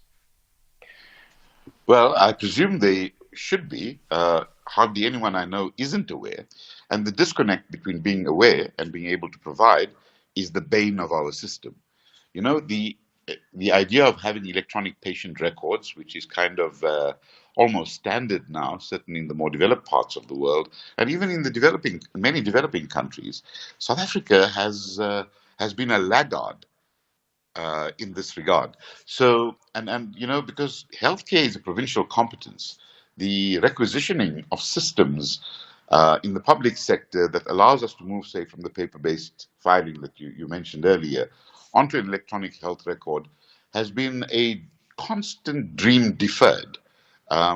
Mainly, and I'll straight up, I can tell you this, mainly due to provincial mismanagement of the situation over the last 30 years, because that's how long the attempts by many parties to engage with the government to do this have been going on. And it's in this mismanagement, mainly driven by either capacity constraints or the entire rather cumbersome and corruption-prone procurement systems that have prevented this from happening. Insofar as our technology in the process of care, in the continuum of care is concerned, what the NHLS provides is a vital component of that. So if that is suddenly taken down, the entire continuum of care, along which the infrastructure of the health system and the training of the professional staff is actually based, gets disrupted. And there are horrifying stories already coming through to us. Of course, I can't give you details because of patient confidentiality issues, as well as staff members who are speaking out about this, but who are prohibited from making any public statements. And that's simply another quirk of this provincial health system that we've got, which has denuded the facility level professionals from even having the authority to make decisions, far less speak out about the deficiencies they face on the healthcare delivery platform. They are the best trained to optimize that platform. However, that authority now resides in head offices, staffed by administrators, clerks, and so on, who have arrogated to themselves this authority. So this remote management not only disempowers your professional staff and your local management in a facility, it creates constant burdens, and we've heard about this so many times. You and I have spoken about Sure. it. But sorry. Yeah, I'm going to have to leave it there. I'm so sorry. Dr. Aslam Das, thank you, convener of the Progressive Health Forum. You're with SAFM, 8 minutes now to 9. SAFM, guiding you through the rush hour traffic. Good morning. If you're on Joburg's Mike 1, we were tracking some delays earlier down through Sandton towards Caller Drive. The route is busy, but it's nowhere near as heavy as it was earlier this morning. There is a breakdown now at Van Buren, so the N3 through Galooly heading towards Germiston stays busy, and the R21 slow both ways around Clayville if you're heading to the airport or away from the airport, just getting caught up in all the roadworks there. Durban, the N3 inbound after that crash earlier this morning at Spaghetti Junction. It's all being cleared up. The run from Point Town looking rather good. Cape Town, lots going on there. It's largely weather related. There's some flooding on the N2 out of town between sort of Main Road and Lisbeck Parkway. So the run out through Hospital Bend is dreadfully slow. And behind that, this is the really big story. The M3 is backed up heavily from sort of top of Weinberg Hill, Bishop's Court, all the way in through Newlands, passing UCT and up to Hospital Bends for connections into that N2 outbound traffic. So if you're coming from sort of Bishop Court, Newlands to Kai, Constantia, just maybe stay off the M3 this morning. The alternative routes, the local routes are open. The M3's heavy. R44 on your way towards Stellenbosch. No traffic lights at Jamestown, so that is heavy. And just watch for some pass closures. We've been warning about this since last week in the Eastern Cape, northern parts of the Eastern Cape, routes like Barclay Pass. There's a lot of snow through Penhook Pass this morning, Lutzeburg, Vapadsburg Pass, all of those high ground passes. Probably a good idea with weather conditions like this to plan to travel later in the day rather than this time of morning when the snow's still laying quite thick on the ground in places. Rob Byrne, SAFM Traffic.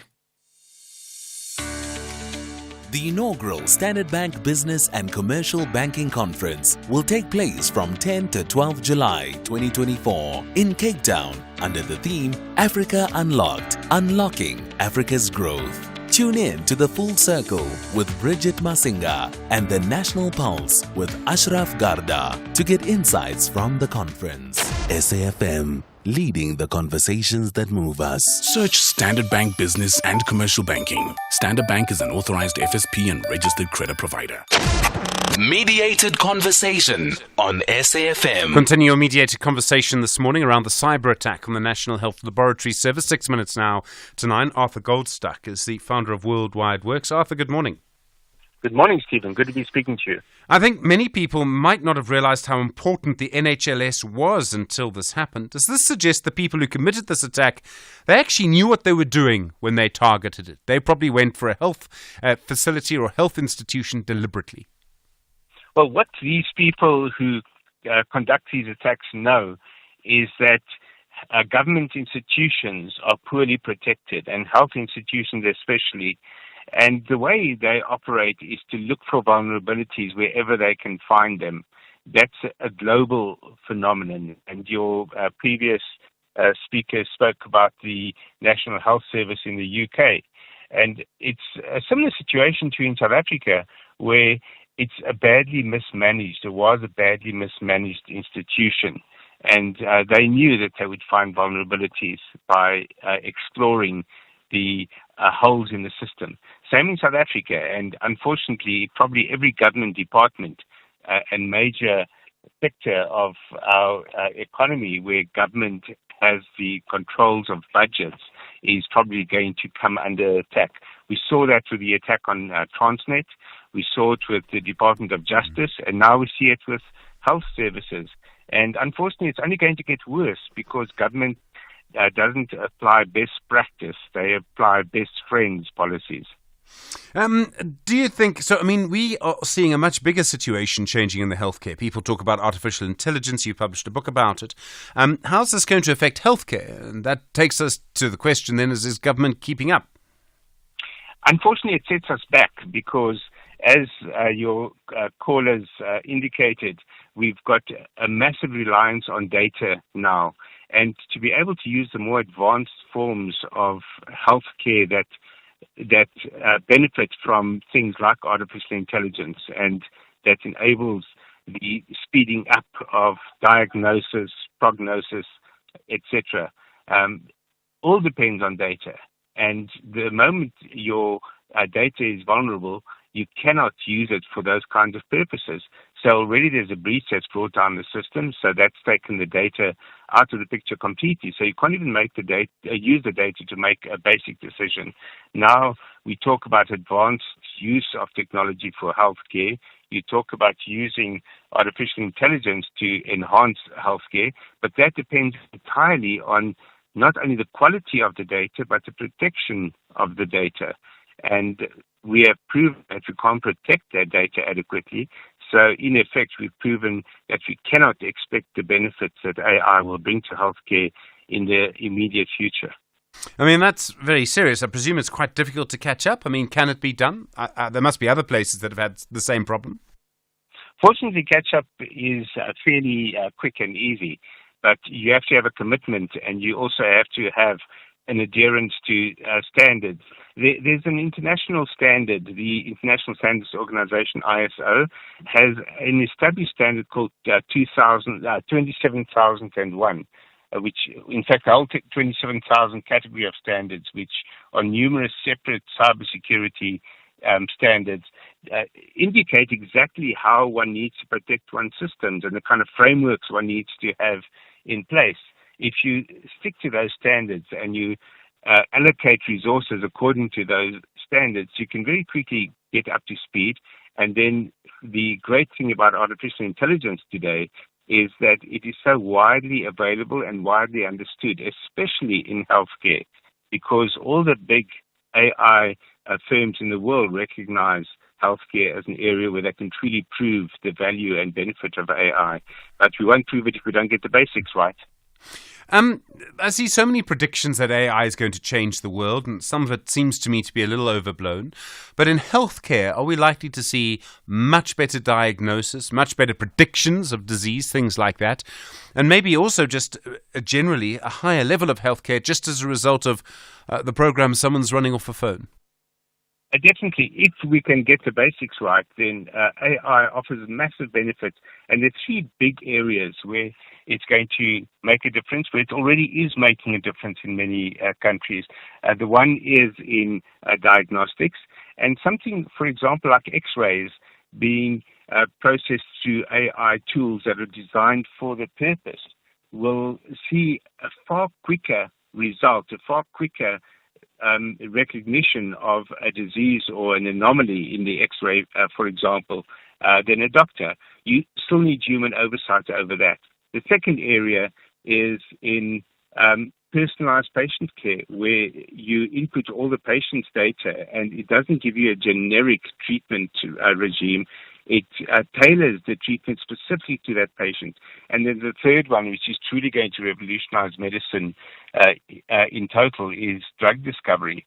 Already we are seeing AI being used to bring the time that it takes for a new drug discovery from literally years and decades down to months, weeks, days, and eventually hours.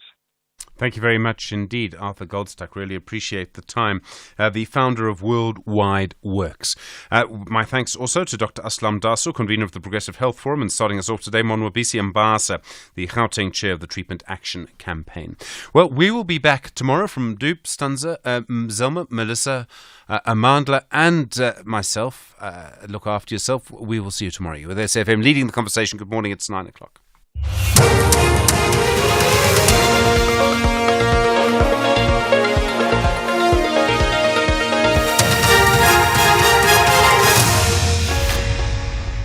In our top stories, thousands affected by Western Cape storms and pressure builds for Biden to end his re-election campaign. Good morning. The humanitarian aid organisation Gift of the Givers says teams are assisting close to 15,000 residents in the Western Cape who've been affected by